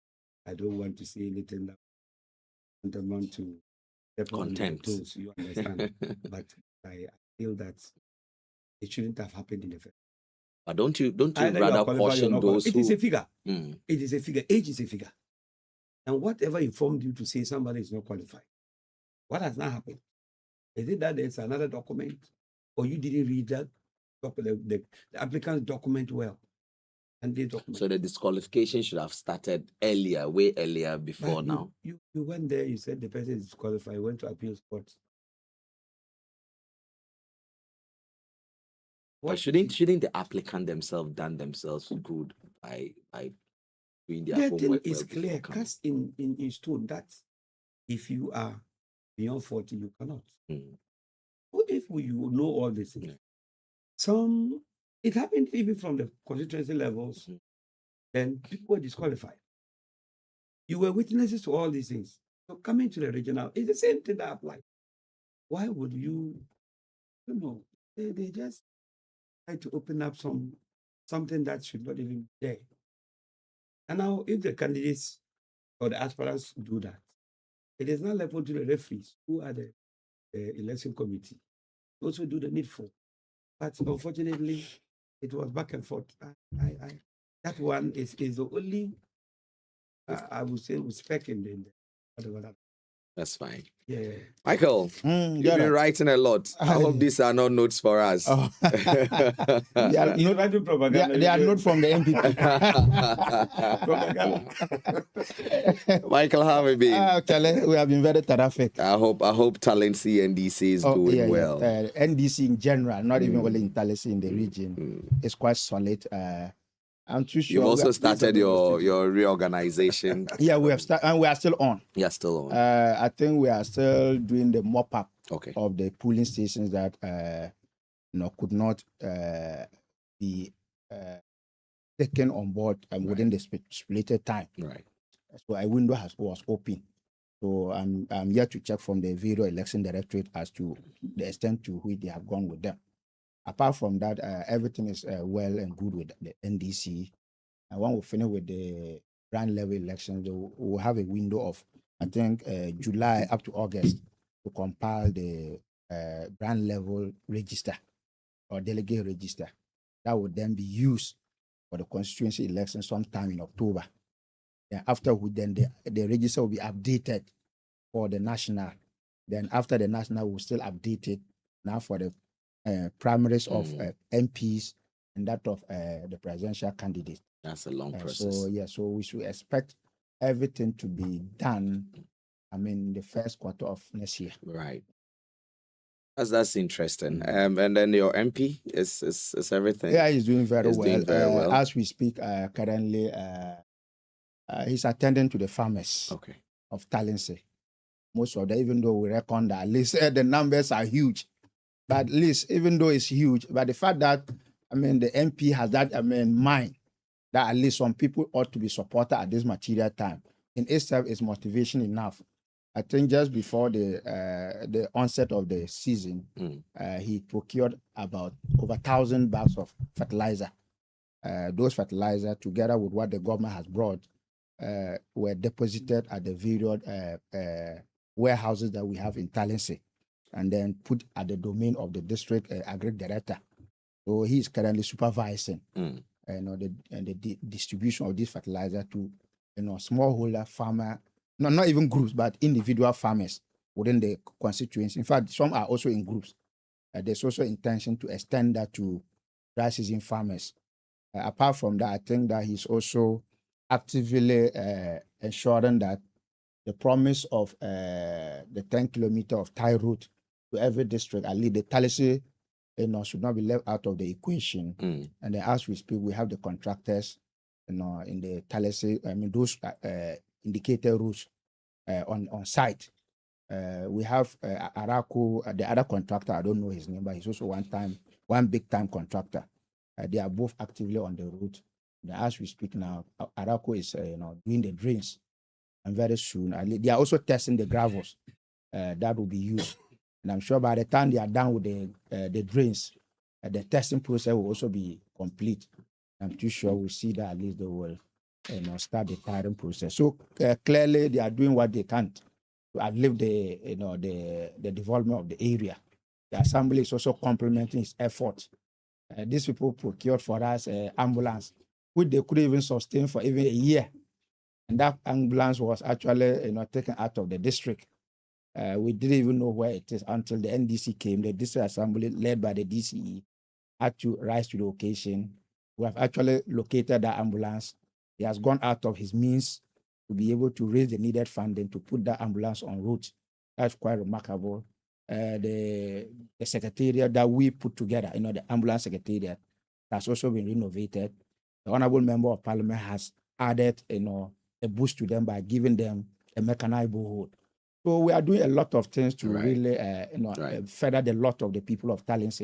And then the MP and the DC, they are actually leading the charge. Let me also commend my overlord, the paramount chief of the Talense traditional area. Actually, our contractor, one of them ran into challenges in terms of the procurement of the materials. If you look at in the region, you see, because of the volumes of road projects that are being undertaken, there's pressure on the supplier of these quieter materials. So it was just not easy for the contractor to access those materials. So thankfully, the overlord of the Talense area also stepped in. And then the Talense contractors are given special dispensation to get all this material anytime they want, in full, not just in bits. And I think that is also, contributing to the aggressiveness of the work that we are seeing at that area. Right. So we want to thank all of them, at least for really always thinking and dreaming about the development of Talense. So I think that Talense is in safe hand, and then the NDC in Talense too is also poised to provide the kind of leadership that we promised to provide. Right. But you should have said something about these ambulances, how people they handle them. Yeah, I was also coming to say that it wasn't them, but the handlers, because they were handed over to people. But it's interesting you took off, you spoke about agriculture, because it's one of the issues we want to talk about this morning. I will just stay with you. Do you think that the Ghanaian farmer is happy with the NDC past 2 years after assuming office? Because there seem not to be the promises that were made seem not to be fulfilled in a manner that the Ghanaian farmer expects. Do you think the farmer is happy? Let's talk about the Feed Ghana project. Farmers are complaining about fertilizer and its high cost associated with it. They are raising concerns around the farm mechanization centers, because I know the Feed Ghana has a link with the farm mechanization centers. In your personal assessment, candidly, for the past 1.5, getting to 2 years, do you think that the Ghanaian farmer listening around is happy with the government? Okay, let me first of all state that I was actually my boss was supposed to be on this program. Right. Unfortunately, other issues have taken him out of the region. And actually, at the neck of time, it really occurred to me. So I thought he had actually detailed somebody to come. So I had to place a call to him, and then he actually indicated to me that he hadn't been able to do that. So I had to rush in for this program. So, but nonetheless, Ali, we are always prepared for. A soldier on the field. Yeah, so we at every material time we should be ready. Yes, Gerard, we cannot say for all intents and purposes that everybody or every farmer is happy with the Ghanaian situation. I mean, with the way, maybe with the government. Yeah, so I'm saying so because if you look at it at this material time, we still have some little market rigidities, to the extent that we had a lot of people who produced various, foodstuff, and if you look at prices of foodstuff within, the Ghanaian market, most of them, let me just say, have collapsed, and because they have collapsed, definitely earnings will be very low, and then those who go into farming just for the business value of it, they will definitely have a problem, with the system. And even though, yes, if you flip it on the other side, consumers are generally happy because they are getting this food stuff at a lower price. But that is also happening at the cost, at a cost to the farmer. So definitely, and then definitely there will be that kind of, dissatisfaction from them. So we reckon that, but government has not really, turned a blind eye, to such a situation. Because of that, buffer stock was also empowered to intervene so as to really lift some of the prices or to procure some of this, surplus food in the market at a reasonable price that can really also guarantee the farmer some good living.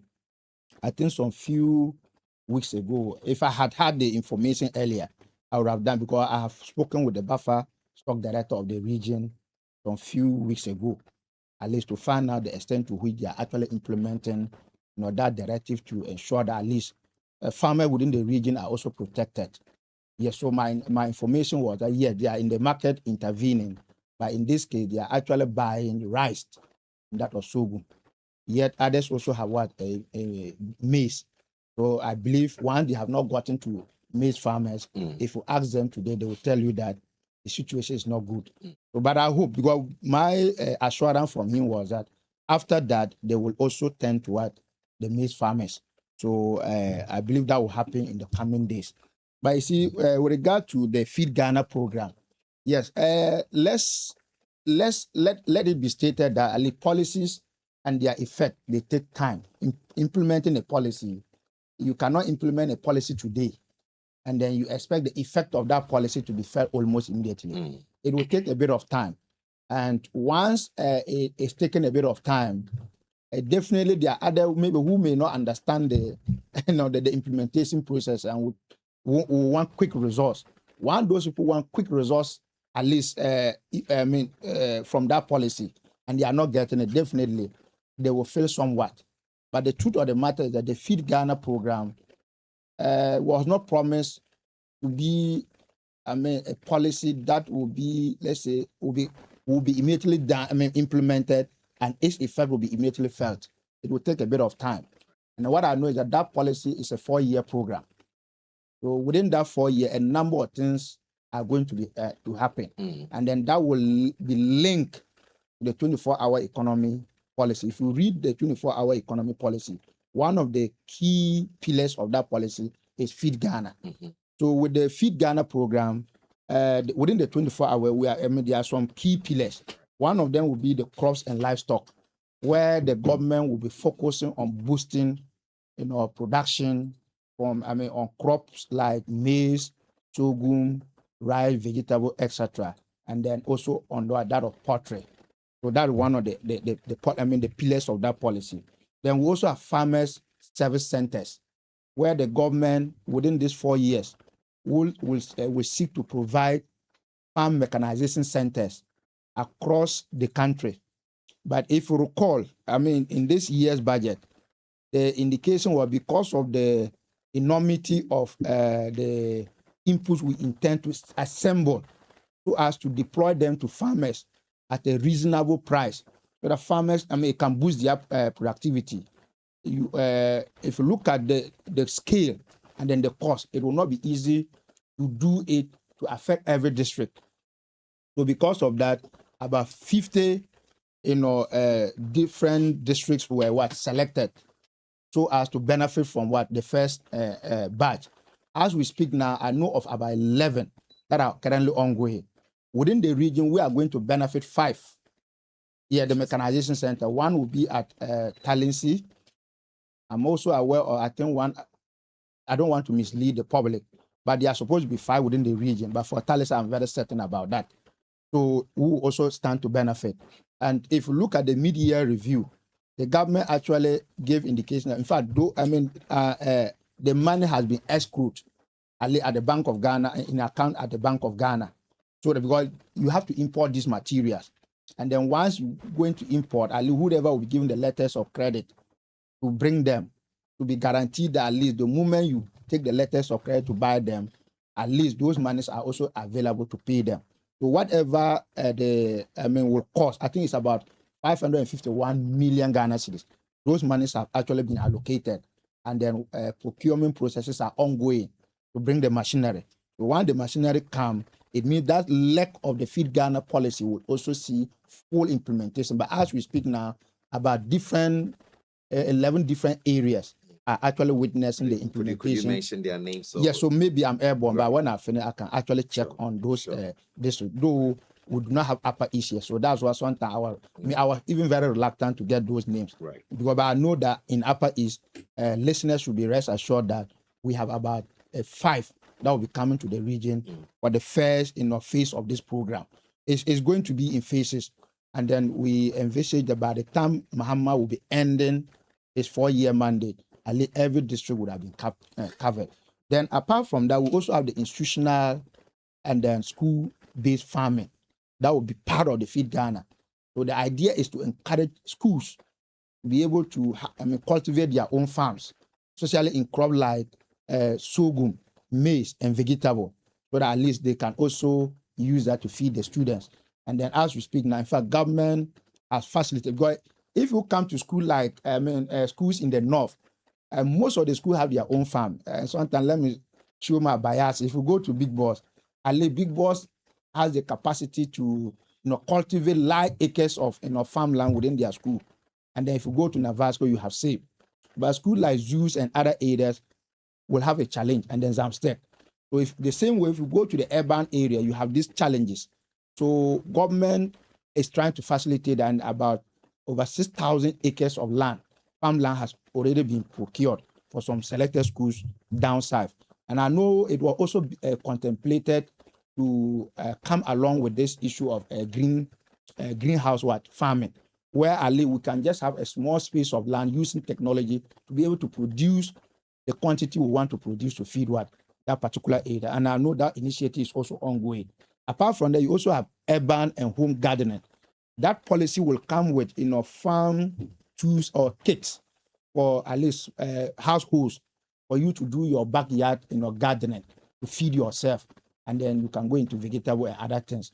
So that policy is also up and running, and then preparatory works are also ongoing. Then you have the youth and poultry initiative, where the policy will be to empower the youth to go into smallholder farmer and then commercial poultry production. So all these things are the key policy nuggets of the Feed Ghana. But what we have done so far in terms of implementing this policy is that if you look at one, we have done, there's a mass registration of smallholder farmers, those who will benefit from some of this initiative. And we are talking about over 1.2 million smallholder farmers have already been identified and registered. Then we also have the infrastructure expansion that will come with the Farmers Service Center. And I've told you that about 11 different districts are already, or farmers service centers are already under implementation. Others will follow, so that I think the whole idea is that by the end of this year, we should have not less than 50 of this farmers service center under construction. Then you also have the industrial and land allocation. There's also some area where we are identifying land so that government can procure those lands, make it available for commercial farmers. And then over 15,000 acres of farmland in the central region has already been procured by the government for the purpose of industrial farming. Then the human capital, aspect of it, there's active deployment or recruitment and deployment of extension services and service officers to assist, because there's no way this is a serious agricultural policy, and that policy you cannot leave it to the whims and caprices of farmers without any technical assistance. So that human capital aspect of it is very key. I guess And that's then why there was a launch of the farmer brigade. There's this agricultural brigades. Yes, some have gone for training and other things. But Yes. that has also raised concerns around people who are unemployed, graduates from agri colleges who are home. But then we opt for farm brigades over them. Yes, so I've not really seen their mandate. Sure. But Nanji, full, yes. what do you think the farmer would appreciate more? Free fertilizer or subsidized fertilizer? Yeah, everybody naturally, Free, which is not available for everybody would but have, subsidized where I can get it. Everybody would have wished to have free fertilizer. Nobody would, get anything for free and we want to go for the one that has a price. But like what you are saying, like the NPP and the lead up to COVID-19, they told us that we're getting free water, free electricity. Immediately after the 2020 election, they said those things were not for free. They came to us or were given to them at a cost to the government. Yeah, even though it will be free, if even the government supplies it, it may be free, but at a cost. So whoever is bearing the cost, how sustainable is it? So if the person cannot sustainably bear that cost, it means that free supply will also be mad with some challenges. So maybe it is something that we have to look at it. But I know that the government, in furtherance to this policy this year, made an attempt to supply fertilizer to smallholder farmers across the country. I know the quantity that came vis-a-vis the number of smallholder farmers we have in the country. Because it was not really much. I'm asking this, premising my question on the rationale for the Feed Ghana project. Yeah. One of it is the first one is to achieve food independence, and we've taught our farmers that fertilizer is the way to go. Shouldn't the quantity that came to the various districts, you bear with me, it's not enough for any farmer that I've underscored to bring about the food independence. Yeah, that's true. But yet, what is also on the market is very expensive for the farmer to buy. I've already underscored that. You see, because of that, I know, like I said, policy take time, and I'm too sure. For me, I would have opted for a subsidized one. I'm not too sure it's going to be the policy of the government to be supplying fertilizer for free, at least going forward. But we know that we need to start from somewhere. Even though this might not have been, this will not entirely affect everybody, but there are some that it will also affect, especially those who are less capable.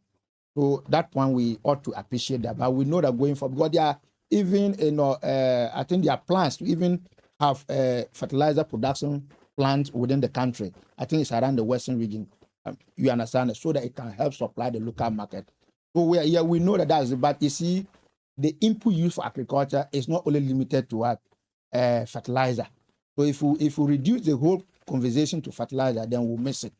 Well, if you look at this year we did 1 acre. But the other things are the mechanization side, which we don't even have. That is what I'm saying. You see, then if you do that, then it means that you don't appreciate. The background from which I came. But the farmer wants to see. That is what I'm saying. Yeah, so it is important that now we have a platform like it. Let's also let people understand that some of these policies take a long time. Right. If it were like a personal endeavor, it is just easy to walk into any car dealer shop to buy a tractor. But this is a government procurement. And you see, we have all become very allergic to sole sourcing, which sometimes makes it very possible for certain items to be procured within a reasonable time. But if you have to go competitively, it can take you not less than 6 months minimum to be able to get a contractor to be able to bring this. So you see, so even the procurement processes alone. Right. I checked last year. We presented our maiden budget somewhere in May, or was it March? And that budget was effectively passed in June. So budget implementation, even though it was passed in June, it could not effectively be done within June. So you needed some time to be able to procure the contractor who bring in this equipment. There are also other groundwork that will happen. Even as we speak now, in fact, the presidential advisor on small agribusiness and what, in fact, told the region from areas to have also been earmarked for other agricultural infrastructure. And thankfully, my ADA once again will be hosting the largest warehousing facility that will serve Upper East and Northeast. You understand that? So it takes a lot of time to get the contractor and whatever to move to site. So you see, as government is going through this, you cannot have any situation. You cannot again have the situation where this thing will be done immediately for farmers to benefit. So if we have a platform, let us also understand the government is not. Has not taken its leg off the paddle as far as these policies were concerned. But there's active implementation. But behind the some are visible. Others are also painstakingly were undertaken. And then as we speak, I've told you that money for farmer service centers have been fenced or refenced. We also have the area where this thing will be done, situated, also identified. Lands have been procured. So everything, at least, that will help the smooth takeoff of this policy. But let me just conclude. We will get the full effect of it, at least from now up to the next 3 years to come. Yes. Edmond, do you feel the farmers would agree with Nigina and on the feed Ghana, the whole agri sector and how it's been managed under this government? My answer will be no. They will not agree. It's obvious. Yes. You see, why will they agree? All that you have said is plans. Nothing has hit the ground. The farmers service centers that you are talking about, there are 5. That is Afram Plains, West Gonja, available, and then Ejura. Those that have these taken are off. already, they were existing. Those that have taken off. Yes, those that they have identified as they have started. These are already, they were already there. You go to Ejura. Ejura is one of the agricultural hubs in this country. So, and if you go there, the farming system there, mostly Northerners are there farming. They farm mostly maize and other related cereals. So there is even an established agri center there. I know Ejura. So these are the places that the takeoff will be easier. They already exist. But as we speak, you see that apart from that, the north here, there's none. He's aware. You see, so what the farmer will be looking at is, as of now, it is a critical period. The inputs are not there. Like you were talking about the fertilizer. It is not everybody who would want the mechanization. If somebody wants just an acre alone, getting a tractor to plow will not be a problem. After that, the fertilizer to apply is the problem. So yes, I understand that we don't center everything or try to revolve around just fertilizer because the inputs are beyond that. But majority will be thinking about the fertilizer. The seed is also important. Because if you don't even sow, why will you go for that? We know there are other varieties of this maize and other cereals that do well. The production rate is higher. I don't know the plans the government has for that. They say we have maize, even some particular crop that is very good. Some were saying they can find is it East Africa or is it a southern part of Africa? We are not seeing anything like that. That is not to say that the government is not doing anything. What I'm expecting them to do is that, you see, President Mahama said he will not promise Ghanaians what he cannot do. Now, you have come with this agriculture for economic transformation agenda. That is where this issue is just all about. That's a bigger agriculture for transformation. Yes, you understand? So, the beginning, identify the farmers, which we already know because every district would have district officers who will do all these things. Their needs levels. Some are there, as we are talking about, some are there. The mechanization will not be a problem. Some of them have procured their harvesters. and even tractors. They have them. But they cannot manufacture fertilizer on their own. They will need to rely on a source. You see. So, and what about the seeds? They cannot get the seeds. There are some seeds when you use it the following year, you use that one, it will not work. You have to keep on getting from the primary source. These are some of the things. As we speak, talk about the Nkoko and Kitten. You saw that government even came out to say they have consumed. Yeah, the agreement. And when they followed, what was the cost? Cost of feeding. Here's the case. On one hand, we say foodstuffs are cheaper to go by. Then the farmers say that they can't afford to feed them. So in reality, is the cost of food items cheap? It cannot be the case. Now, if we say it is very cheap, then the subsidized implements and other things are not there. Then you go for high. I just went less than an acre. I just wanted them to plow. It took me 400 Ghana cedis. I wasn't there yet, but it was my younger brother's wife who communicated. It was even higher than that. I had to do the negotiation on phone and paid 400 Ghana cedis. Ask how much are you going to get if you don't get fertilizer to put there? Because this is the very farm we have been farming on it over and over since I was born, the same land. If you don't apply fertilizer, you get it. So, yes, this is one thing that President Mahama would have been able to get as a flagship program. That at the end of the day, he can knock his chest and say, I've done it. As it starts now, you are not getting anything. For them to get pictures and show you that they didn't want the fowls to die, the poultry to die, because they didn't have money to feed them. So the best was for them to take their thing and consume. So that if they die, they will lose. Imagine the money that went into it. Only for us to be back to square one. Where are we going? If you talk about the livestock he's talking about, so far I haven't seen anything that is. If it is in his district, I would have seen it. Livestock, there's nothing of that sort. If the poultry is not working because of the cost of feeding for poultry is very, very high. But what about these animals that would rather be grazing? We are not seeing it. Yes, every government will come with a focus. This focus is something that every Ghanaian will have said, look, you have done well. As we speak, we are almost getting to 2 years in office. This particular program has not taken off yet effectively. So when will you realize the operation of this particular he confirms that the funding for the mechanization centers has already been accrued, and so meaning whichever contractor is going to do the uplift, the purchasing of the tractors is assured the funding and everything is available. That should give us some assurance that probably by the end of the year we may have 1 or 2 mechanization centers in the Upper East region fully operating. So the government will not be left with 2 years, 2 farming seasons in their term.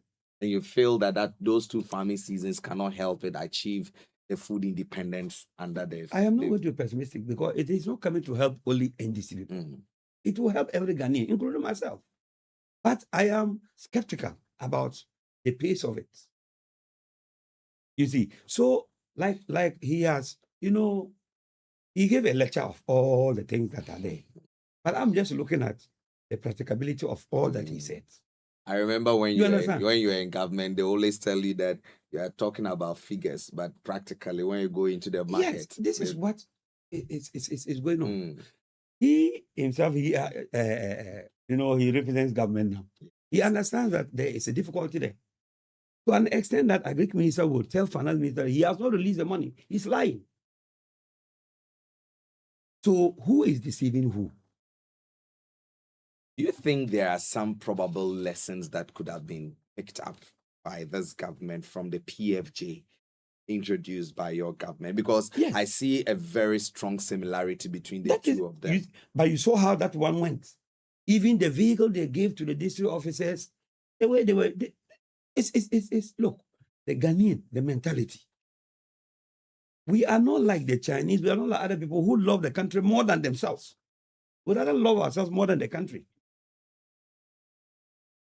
And you look at it, that PFG, you saw the monies that were pumped into it. But at the end of the day, what did we get? It is the very people who act.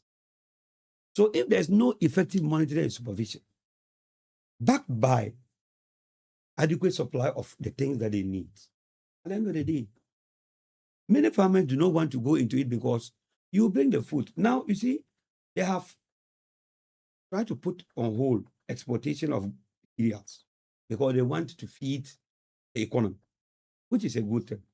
Now, it is lowering the prices. Lowering the prices here, the farmer will look at the cost as compared to the what? Yes, the investment made. You see, so based on that, you look at it. So now that it's like this next year, there's no need even farming because I'll make profit. Apart from those who just want to feed, because to supply to factories and other things, they are still going to buy at that same price because that is the open market price.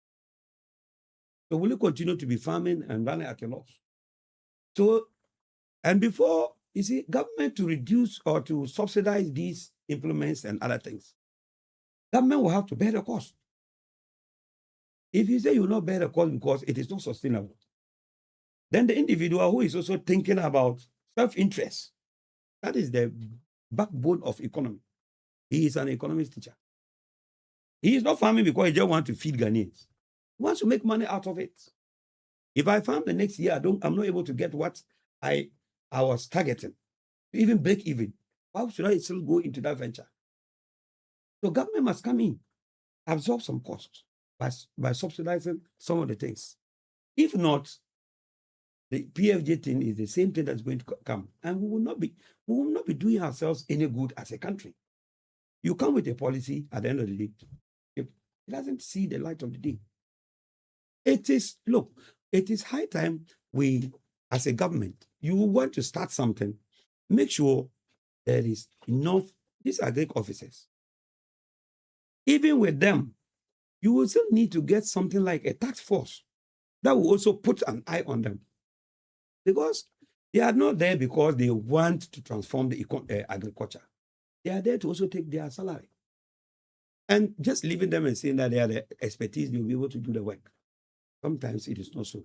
Apologies to anybody who is affected by my statement. But that is the real truth. Why will a teacher be monitored to teach? You think if you just leave, you will say, oh, my students need that, I'll go and do. You need to supervise. Let's go to AgriSeta and just look at it critically. How is the supervision done?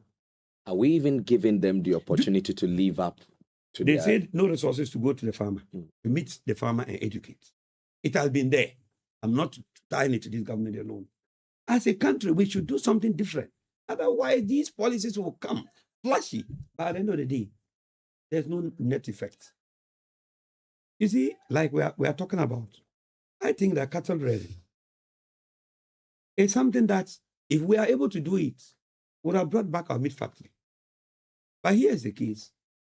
Now people find a very dangerous way of rearing. All they leave is just to leave the cattle to be going around, place on people's valuables. But at the end of the day, they will be making money. There should have been some places where these are cattle ranches. So that you won't find cattle in town like we are doing. You tag. They go to the market and just consume people's things, and that's all. Why will cattle be in town? But it's because we are losing focus on all these things. It is not peculiar to a particular government. But once they are on board now, they should be taking these notes and be seeing what we can do as a country. Look, you want to do something. This is one thing that if John Mahama studied, His Excellency has studied, and with his people, studied what happened, and the PAJ did not get what we were looking for.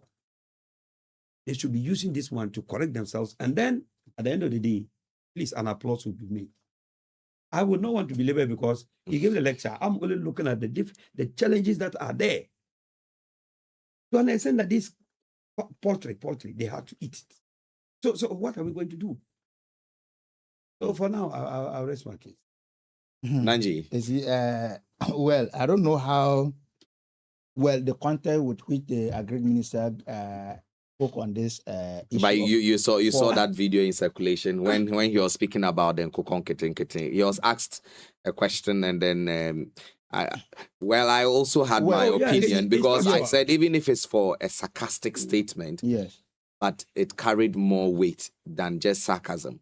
Because he said that there was someone even videoed him. Yeah, to be honest, and said that's that that's the point our driver had. I said I didn't really see that video and then the context. Otherwise, you see, we got into a situation where our MPP friends are taking it and then trying to. No, I'm coming. You see, they are trying to mislead everybody. I mean, in terms of the rationale of this policy, and I'm saying that even in terms of even if it is that some have consumed these fowls, it is not out of the the policy, or it is not inconsistent with the policy. If you look at this policy of Akoko and Keteke, it's supposed to be in three phases.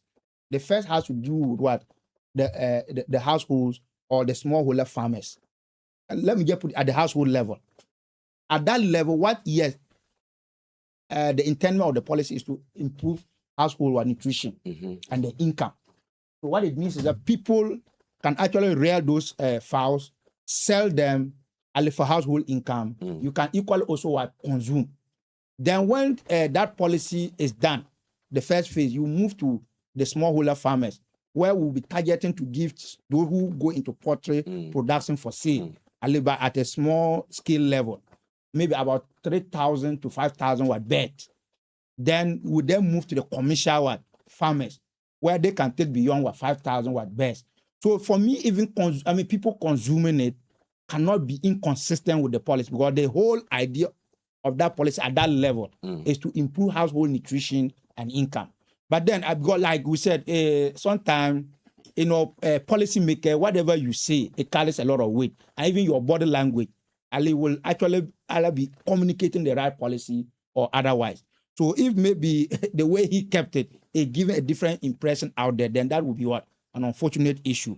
You see, but like my brother was trying so hard, to make it look like, because you see, like I told you, no government policy will have an immediate effect, because it takes time. But I think he agreed with it. He agreed, but you see, if you listen carefully to him, you see, he was trying to tie in that policy, or to make a comparison between the Feed Ghana policy and that of the PFG.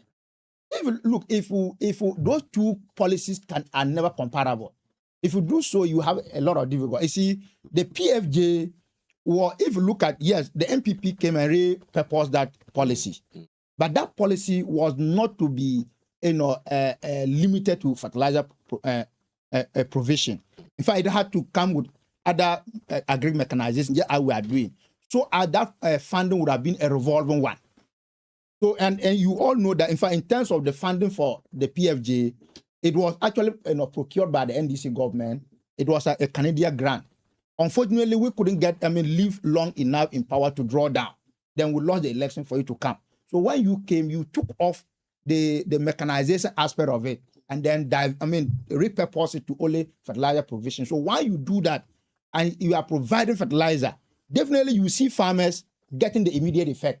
But the question was, how sustainable was that in our program? Well, the whole policy was to be a revolving fund, or that funding was supposed to be revolving. But if you take it and purchase fertilizer, donate it to people for free, and they use it this year, next year they will come, definitely that thing will exhaust. But what we are saying is that the Feed Ghana policy is going to be, in fact, it's supposed to be a policy that should live beyond this regime. So even if we don't get the effect today, and we get the effect in next farming or next two farming season and beyond, that at least would have achieved our aim, because the aim is for Ghana to get food sufficiency. And it is not food sufficiency within the regime of John Mahama, but that should be part of our economic future. So clearly that is what we are, and we are saying that there are clear steps, even though we are undertaking policy and steps, and we are cognizant of the fact that this policy will take time to yield the needed dividend or fruit.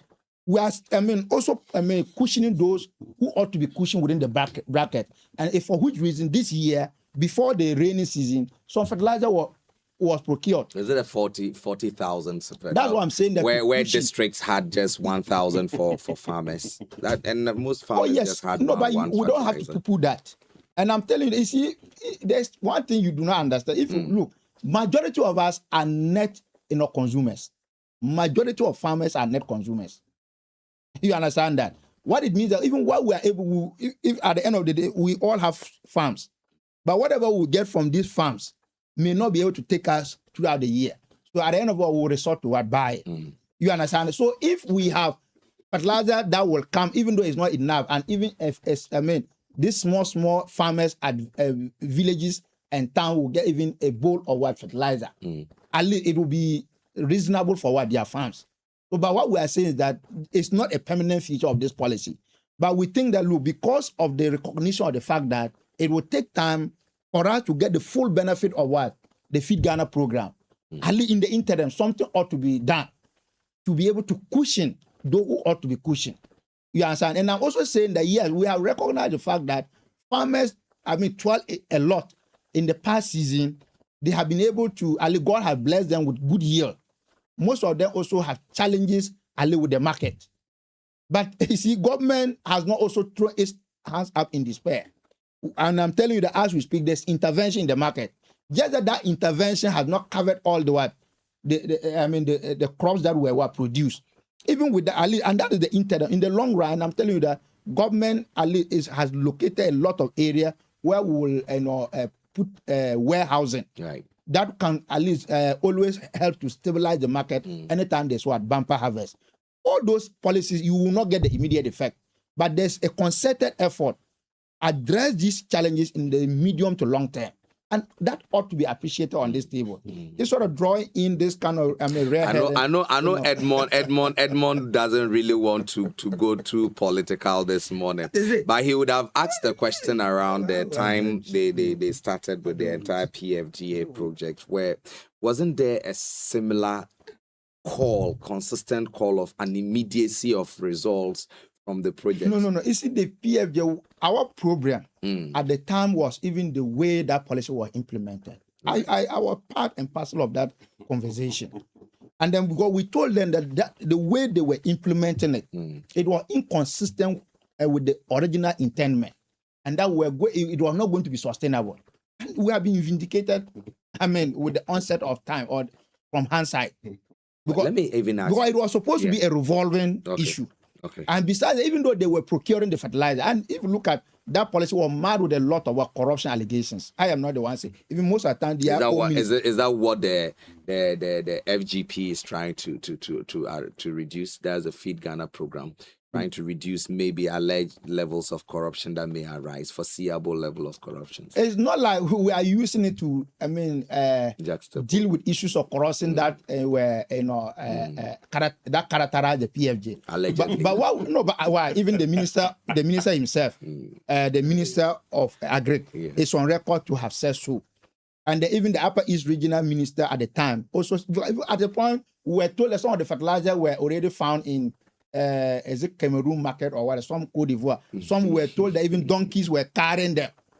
You understand? All the allegations they came from the NPP. They didn't come from us. Anyway, but what we are saying is, just wrap it up. The point is that that policy, the policy of Feed Ghana, should not be seen in isolation. Okay. I said that it is part of the gamut of policy that will drive the 24-hour economy. Okay. But remember, the 24-hour economy market, policy is to re-engineer the economy, increase productivity, so that we are able to produce more, feed ourselves, and export. I think I agree with Edmond when he says that, look, when this program goes on well, it benefits all of us. Sure. So as Ghanaians, for us, we will just be putting the pressure and asking the question. We welcome it. When is it going to take off? So that once it takes off, the ordinary farmer is I can understand. I know. I don't want to. But what I'm saying is that policy has effectively taken off. Except that our question would have been, when are we going to get the benefit? Because for me, in the Upper East region, it hasn't taken off yet for me. Because I want to see. Yes, so that's what I'm saying.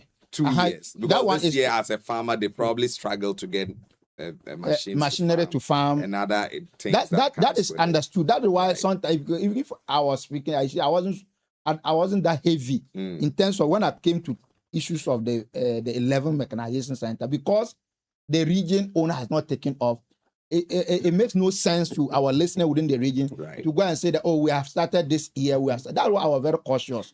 But farmers, there are some farmers who really don't want to farm the number of acres they farmed last year again. Yes, so that and that one is under, especially those who go into farming. Commercial farming. Yeah, I know of a farmer within the region here. If you look at the bags of maize he has, in stock, it's not a joke. And then that of rice, and then because of that, such a person, if you look at the number he has, in stock, what would be the motivation to go into that scale of production this year? So that is a reality. But what I'm saying is that government is not oblivious to these challenges or reality of what farmers. Some people. That is why we are intervening. And I'm saying that as we speak now, they are buying rice and that of soya beans. Yeah, I know the next phase of the intervention will be for what? Maize. Maybe the next time we will get further and better particular as to the exact timelines. Right. Yes. Under the Feed Ghana project, one of its leg has to do with the Nkokonketenkete. Under the PFJ, there was a leg known as rearing for food and jobs. That rearing food for jobs, we saw people consume the livestock that were given to them. Wasn't that a lesson for the NDC should have learned? Introducing the Nkokonketenkete and handing it over directly to the smallholder farmers. Then, Jada, you are not following the conversation.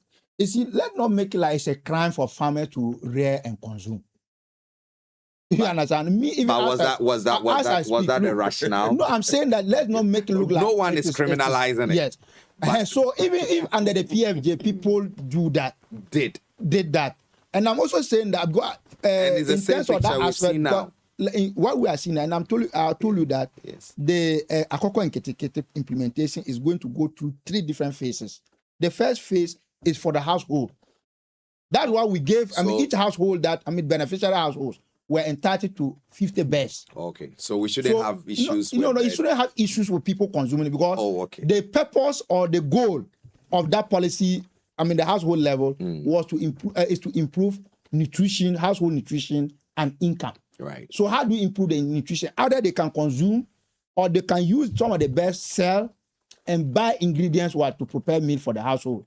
It is when you move from there to the smallholder farmers, where they will be given between 300 to 5,000 beds, or is it 3,000 to 5,000 beds?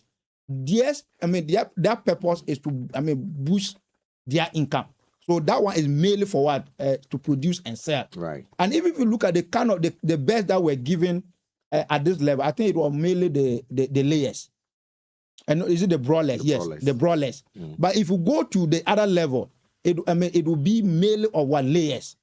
So that will tell you that yes, that level will not be for consumption, but for what? Sale. So you see, let's not use that.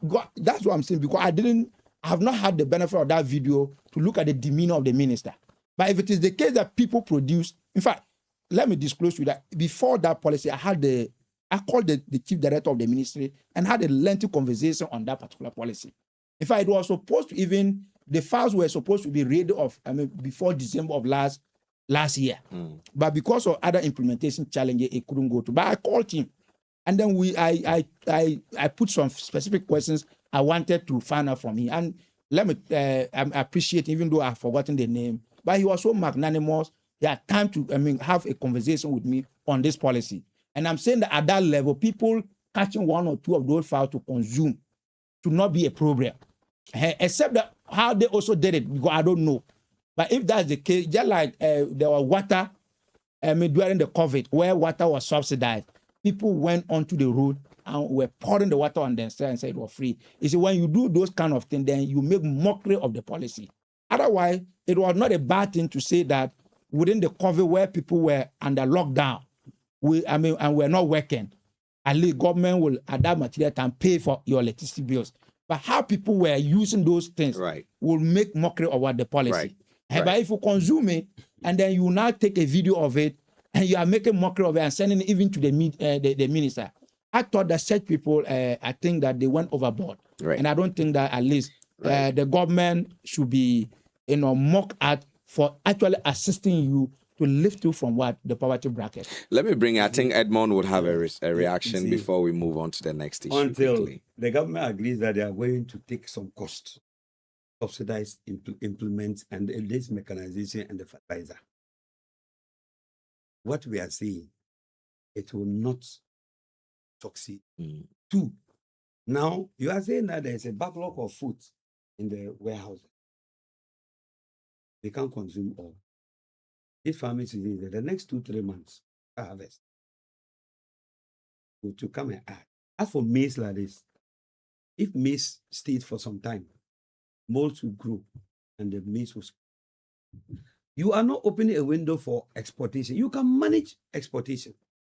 You can minimize it, but let there be exportation. But as it is now, you are making sure that the borders are closed, no export, so that the food is there. Now you can also consume all. What are you doing to the farmers who went there with that motive, profit motive? So if you can give all the lectures, there is a bottom line. I come into business. I cannot export my produce. They are not also buying. And the next time you think you will encourage me to go and farm, I will not. So what we are doing to ourselves, maybe at the end of the day, the time we will need them to come back to the farm, they have already run bankrupt or they have gone down in debt and they won't be able to come back to the farm. So you better subsidize the implements and other things that goes into that as inputs, so that the government will absorb that. So if I know that the price will be cheaper, then the cost of production should also be cheaper. Otherwise, if cost of production is higher, and now at the end of the day, the prices or my return is lower, how will I be encouraged to go there? Two, you see, you are talking about the Akukon Kitten. It is a good to know. If not, why is every government talking about it? We keep on importing this poultry, the frozen one.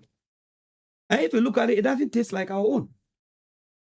Now, if we even do it, what we are getting with time, we are getting mixed breeds. But those people who actually consume the best, it is not like it was, leave that video to know, it was massive. And when they went into it, there is a research on it. What they said was that cost of feeding the poultry was very unbearable. So they decided not to lose them. It is not like that video. I'm not that enthused about that video. No. If you finish, go and check. You will see that it happens. So this thing is not happening to a different country. It is happening to our motherland. Okay? All of us are, if you go to the market today, look at the cost of poultry. So if we can produce them in large quantities and people will bring them to the market, everybody can afford at least protein in their household. But as we speak, because of cost, look, I know you at your place, you definitely have some small number of poultry. See how they feed. They don't get satisfied. They keep on feeding. Sometimes you run out of feed. You may not even have money to go and buy. It is an expensive venture. You know it. So if we are just looking at, they just took pictures, no, leave that thing. Leave that particular thing the minister said. It went beyond that. After this, you do your cross checks and you'll find it. So we are talking about Maragano. You see, today I am not talking politics. You have seen it. I would have been punching, and this, you have failed. You have done this.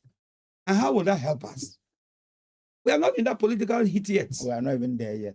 We are not there yet. We don't do those kind of things. I mean, their policy has failed. So we are not there. You can't make those comments. How? You see, when a market will be busy, it starts in the morning. Yes. So with the takeoff of this particular thing, do you know that the 5 regions that were not included in the distribution of the bears were the 5 northern regions? Not true. So do we get the Upper East? Yes. So we have some people. Yes, some people. That was the pilot. That was the pilot. No. I'm telling you, go and check. So he's in government. So maybe let's find out. Maybe in your district, did we get some people do it? Go and check. So let me tell you, even within maybe if I can give you the specific, let me finish. I gave you the time because no, but you see, to say that Upper East was excluded, it's not true. All right, so you come in, and let us know. I'm telling you that Upper East, Upper West, the 5 north regions were excluded. Proceed. They were excluded. You can go and check. So it was a pilot that we were included. But when they started, because the pilot took place here, they just started with the other regions, the 11 regions. You even mentioned the 11. Upper East, Upper West, Northern Savannah, they were not part of the 11. You can go and check. So it tells you how serious this issue is. At the end of the day, we know very well that we grow cereals.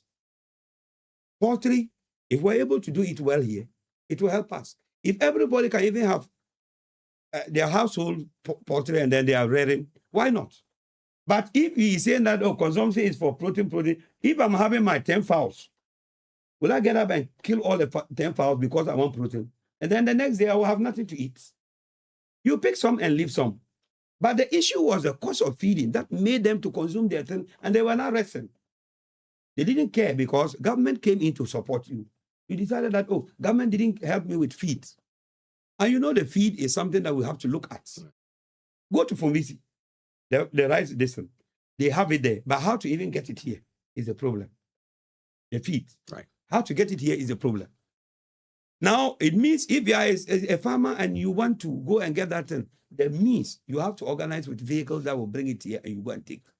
I have just linked up with somebody who has been organizing a particular driver. He does it, arrangement, and they will bring it. Then he will go and take. Right. He told me he will let me get one, at least a bag.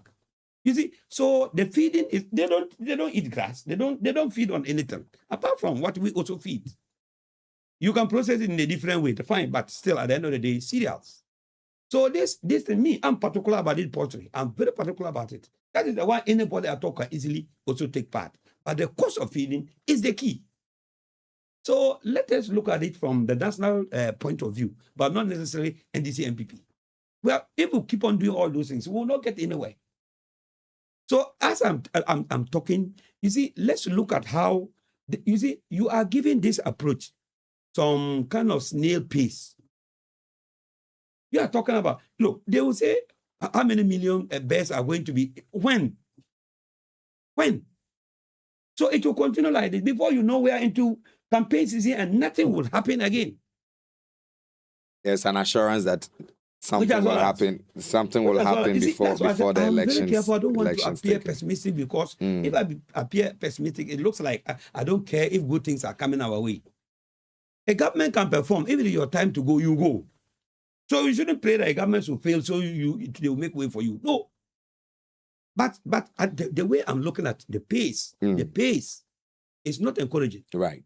At all. Right. Thank you very much. We want to appreciate our listeners on radio. We have to move on to the next issues. But so we have some people watching us. Jonathan Abdallah Absalifu is watching us. We also have Samuel Ajebona also watching us from Mirigo. We also have Darling Prince. He is following the conversation from Bobriase. I think that is in the Adanse North District. We also have Landlord following us from here in Bogatanga. We also have Stanley Fizi Anams also joining in the conversation. Thank you so much for your messages.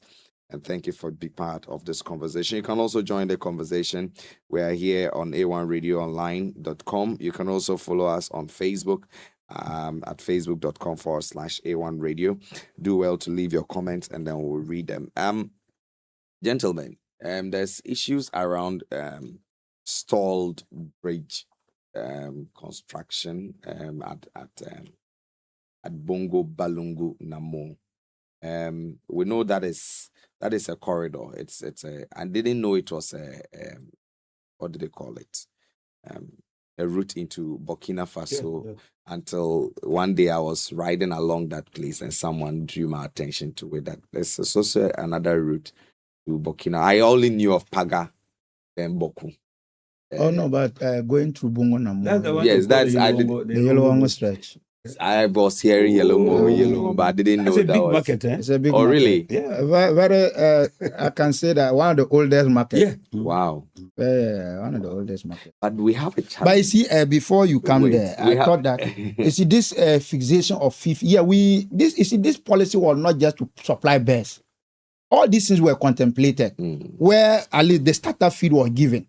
with some medication. In fact, within the region, he made, it's a statement of falsehood to say that the Upper East is not true. All 15 districts were included. Really? But yes. We've not had, we don't know the you see, because of my point is, you see, even the provision of the best and then the feeding and other things were to be accompanied with what? Extension services. You see, maybe if it issues of implementation as to like whether these items went, how they were able to use, and then they needed extension services. If those things, the package did not go as it is, it will be a different ball game to speak. But I'm telling you, agree with me that in communication, especially in political communication, pictures speak volumes. Okay. So ideally, once it comes in, and even if there are two farmers that you are giving it for the so initial it's start, important. it's supposed for us to know to be given. Exactly. Well, that's a different ball. So we are now in the well of technology. Exactly. Where, in fact, majority of us even feed on social media than the traditional. More than the traditional. Well, that's also another issue. But so I know that going forward, even before they roll out. Yes. In fact, as a party, we have a stake in this. Yes. So we're briefed. We're taken through the various, preparatory work, including even, inspection of, housing facilities that, will actually eventually contain this. An area where farmers were, ready with those things. At least they were already put on scale, at least to start with the process. But what I know is that if the region was not included, those workshops and whatever would have been unnecessary.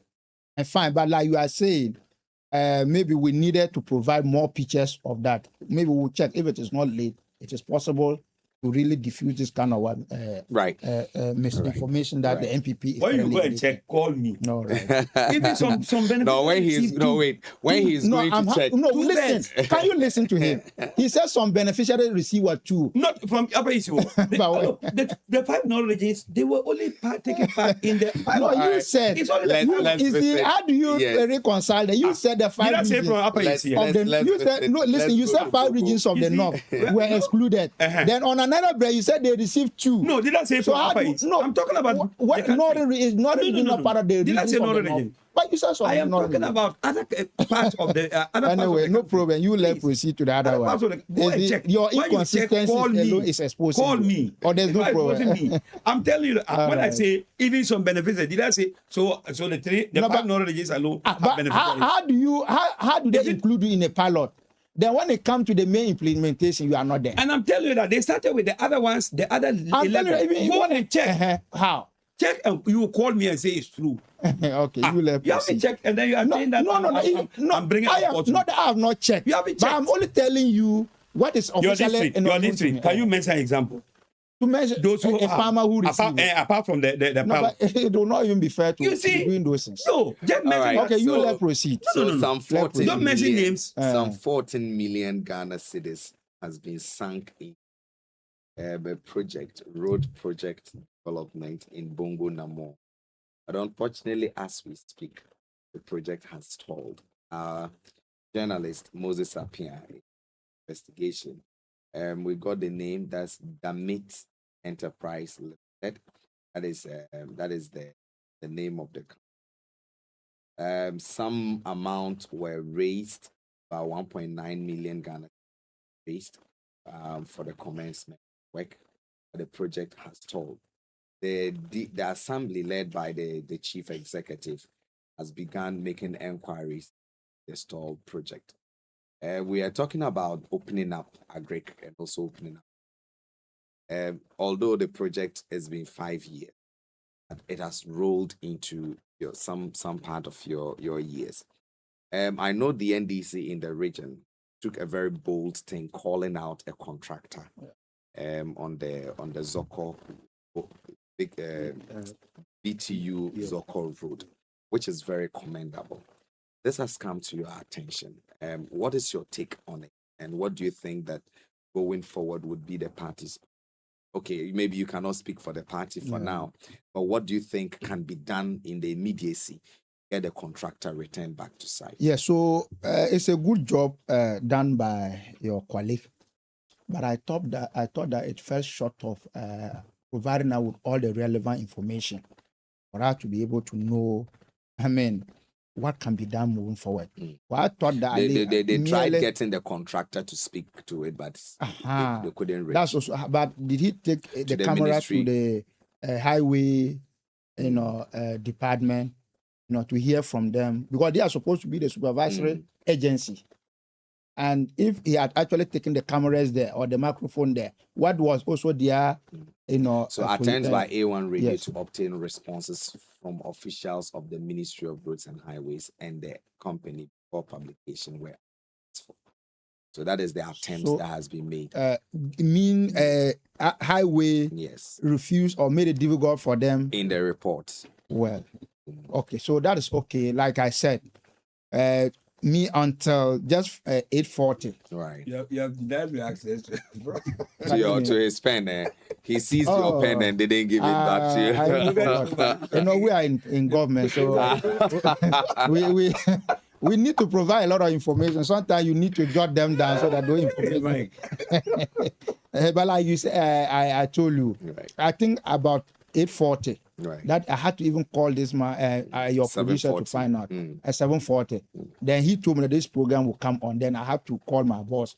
Actually, I asked him and he said yes, even though he also picked that information from the media.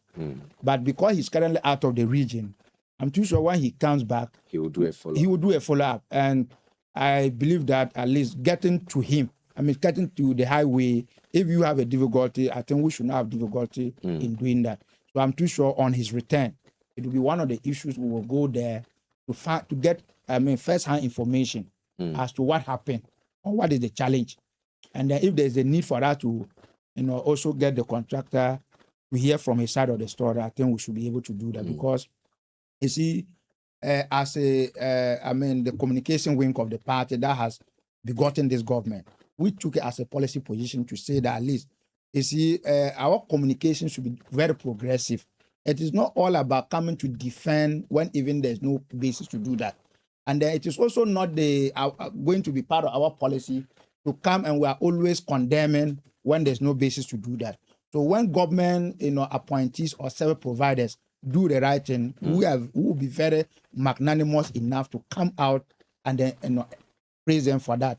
If there's also any indication that they are not, they are checking their responsibility, we will not hesitate to call them out. Well, we believe that the internal opposition would be more beneficial to this region than if we have to leave issues of opposition to the MPP. But at the moment, if you look at, they are even struggling to put their house in order within the region.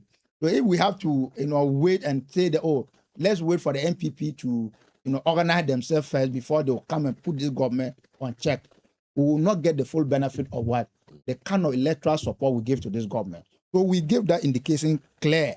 In fact, and Abdallah Ali, if you look at the early days of this administration, he was, if not your station, it was that of Dream, where he gave this indication that, look, we are not going to really, countenance on issues of what, shoddy work and things that are not really, that will be inimical to our development. Right. So it was in that spirit that when we, became aware of the happening on that Zoko, Sumburungu Zoko road, it doesn't matter because as a government, you inherit, asset and liability. So once MPP award, that was a good thing. And they use taxpayer money, to give to that contractor to do. So we should expect value for money. Right. So it should not matter. Even contractors today, we once in a while check on them. Well, when we had this issue of Talensi, where the contractor initially we saw aggressive work in terms of clearing of the route, and then at a point then we saw that at least work had diminished. As in fact, Abdallah himself was the one who led that descent. So we had to approach the contractor to find out the challenges. And then he told us what the challenges are. And then how the MP, the this and the traditional, the paramount chief have come in to resolve that. So we have our eyes on all contractors, not only on route in the region. So it is, it is important that this issue has come up. Right. It is good for us. We will run with the information.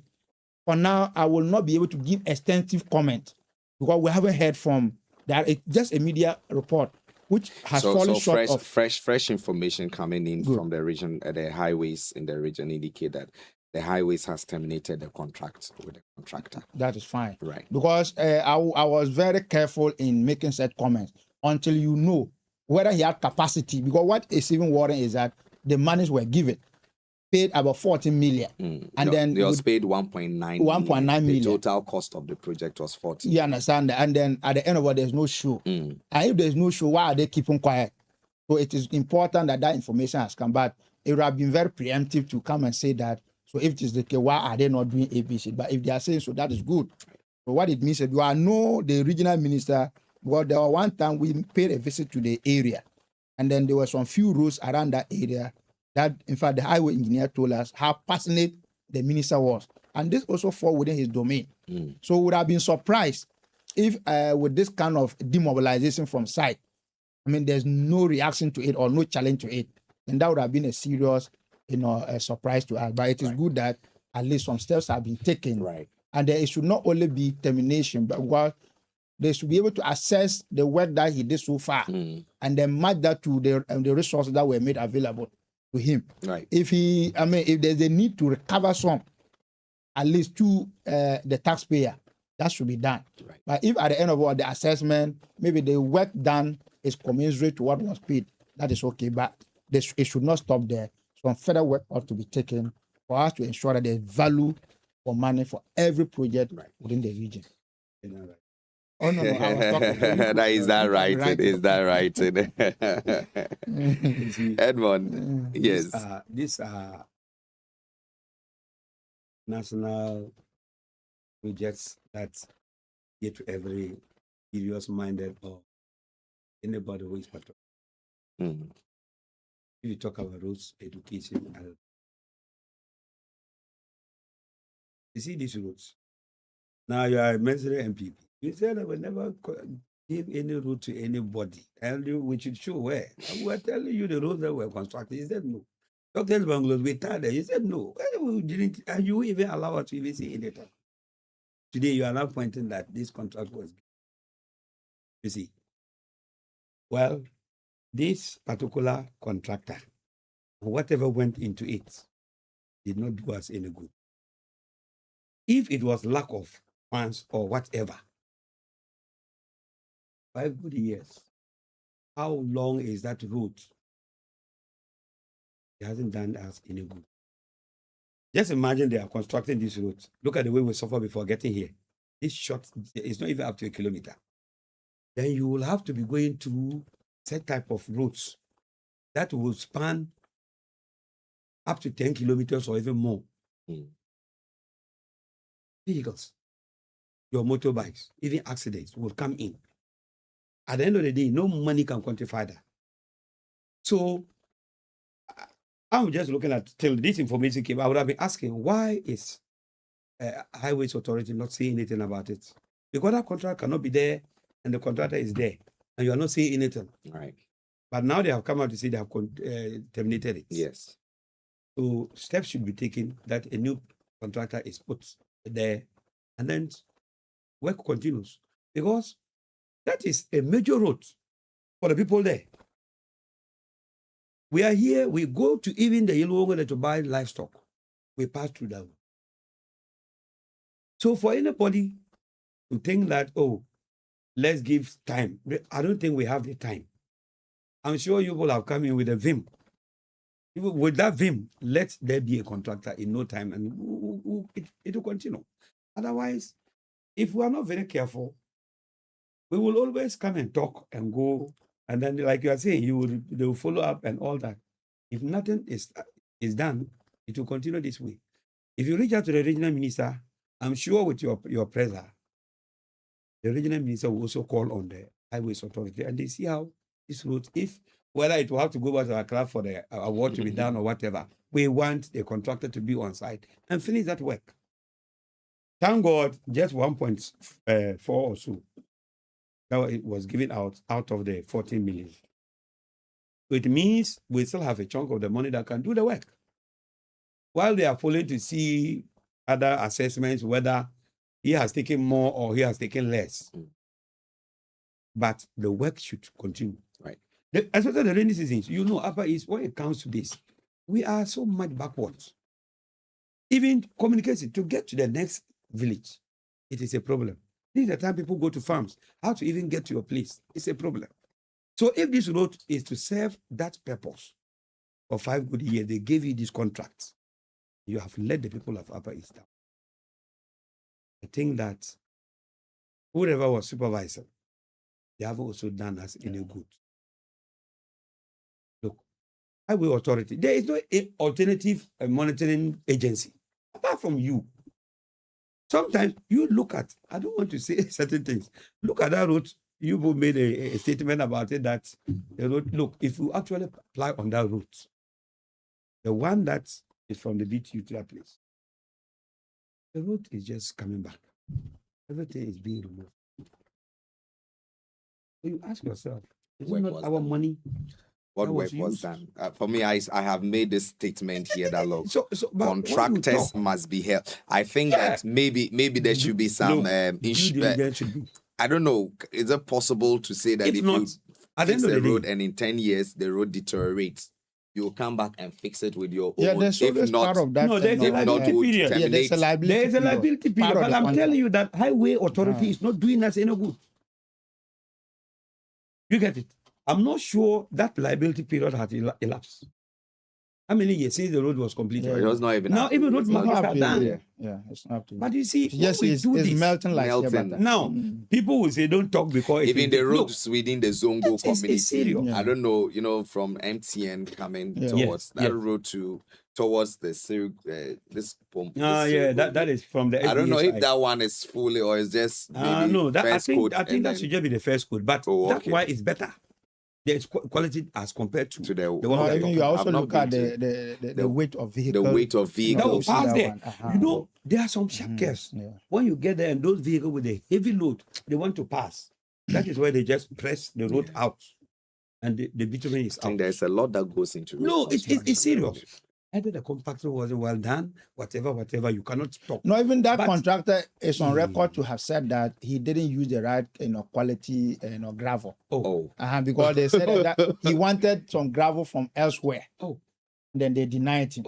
Then why do you go ahead? You should have gotten stakeholders involved. Clearly, if you look at this, there are issues of some of the materials. We have to back the whip by making sure that, look, it takes time for us to get a contract.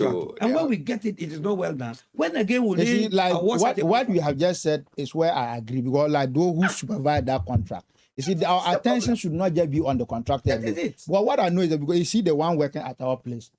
Look, as we speak now, the different gravel spot samples have been taken to the lab. That's all. And then that lab is hosted by Highways. You see, so they will have to do the testing. So where were they? And select the best gravel and ensure that gravel is used. So this process where they followed before, because if the contractor would tell us that a certain community didn't allow you, is that the only community? Fine. So even if he had to change, did that prior testing of those gravel happen before Alehi? And this is going to cost probably the state again. So this one, look. The people who are supposed to be monitoring, if they don't monitor, you sanction them. That is a program. Because you are taking salary for that work. If you don't sanction, they are not sanctioned, they'll continue to do it. Yeah. Show the work and they just pass the certificate and they'll go and take their money and they are gone. And we are the people to suffer. Yeah. Look, that place is already posing danger to road users there. I know, I've been using. So at the end of the day, what are we doing to ourselves? I think, look, add it to part of your this. It should not be an NDC matter. I'm happy to say a program. Yeah. So the NDC has stated our position. That's what I'm saying. We think that we stand with the community public. Yeah. So we expect you to also join us. From the party. They are now organizing themselves. Can we sanction? No, it is not about state your position. So that when we come to issues like this, then we should discuss them. No, I'm not. When I say you, I mean you as an MPP. Since when has Abdallah released a statement on this? We haven't seen a complimentary statement. No. Complimentary. But I think in all fairness, ever since that issue came up, all the communicators from the NPP who come up on the we have also supported whatever he did. When you continue doing it like we are different, then No, I am not saying you are different, but you said no. You see, I said that in response to you when you said we should add it. No. So if you make it that way, it look like we are now the very people to. Thank you very much, Michael. No, it shouldn't be like that. Thank you very much. Let's talk about that. You have the power. We are very grateful. Your microphones are off. Thank you so much for joining us this morning. This has been Daybreak Upper East. Thank you so much for making time with me. Content was put together by Moses Abapia. My guests in studio are still arguing, as you know how it goes. Until we come your way next tomorrow, do enjoy the rest of the day. Have a pleasant morning.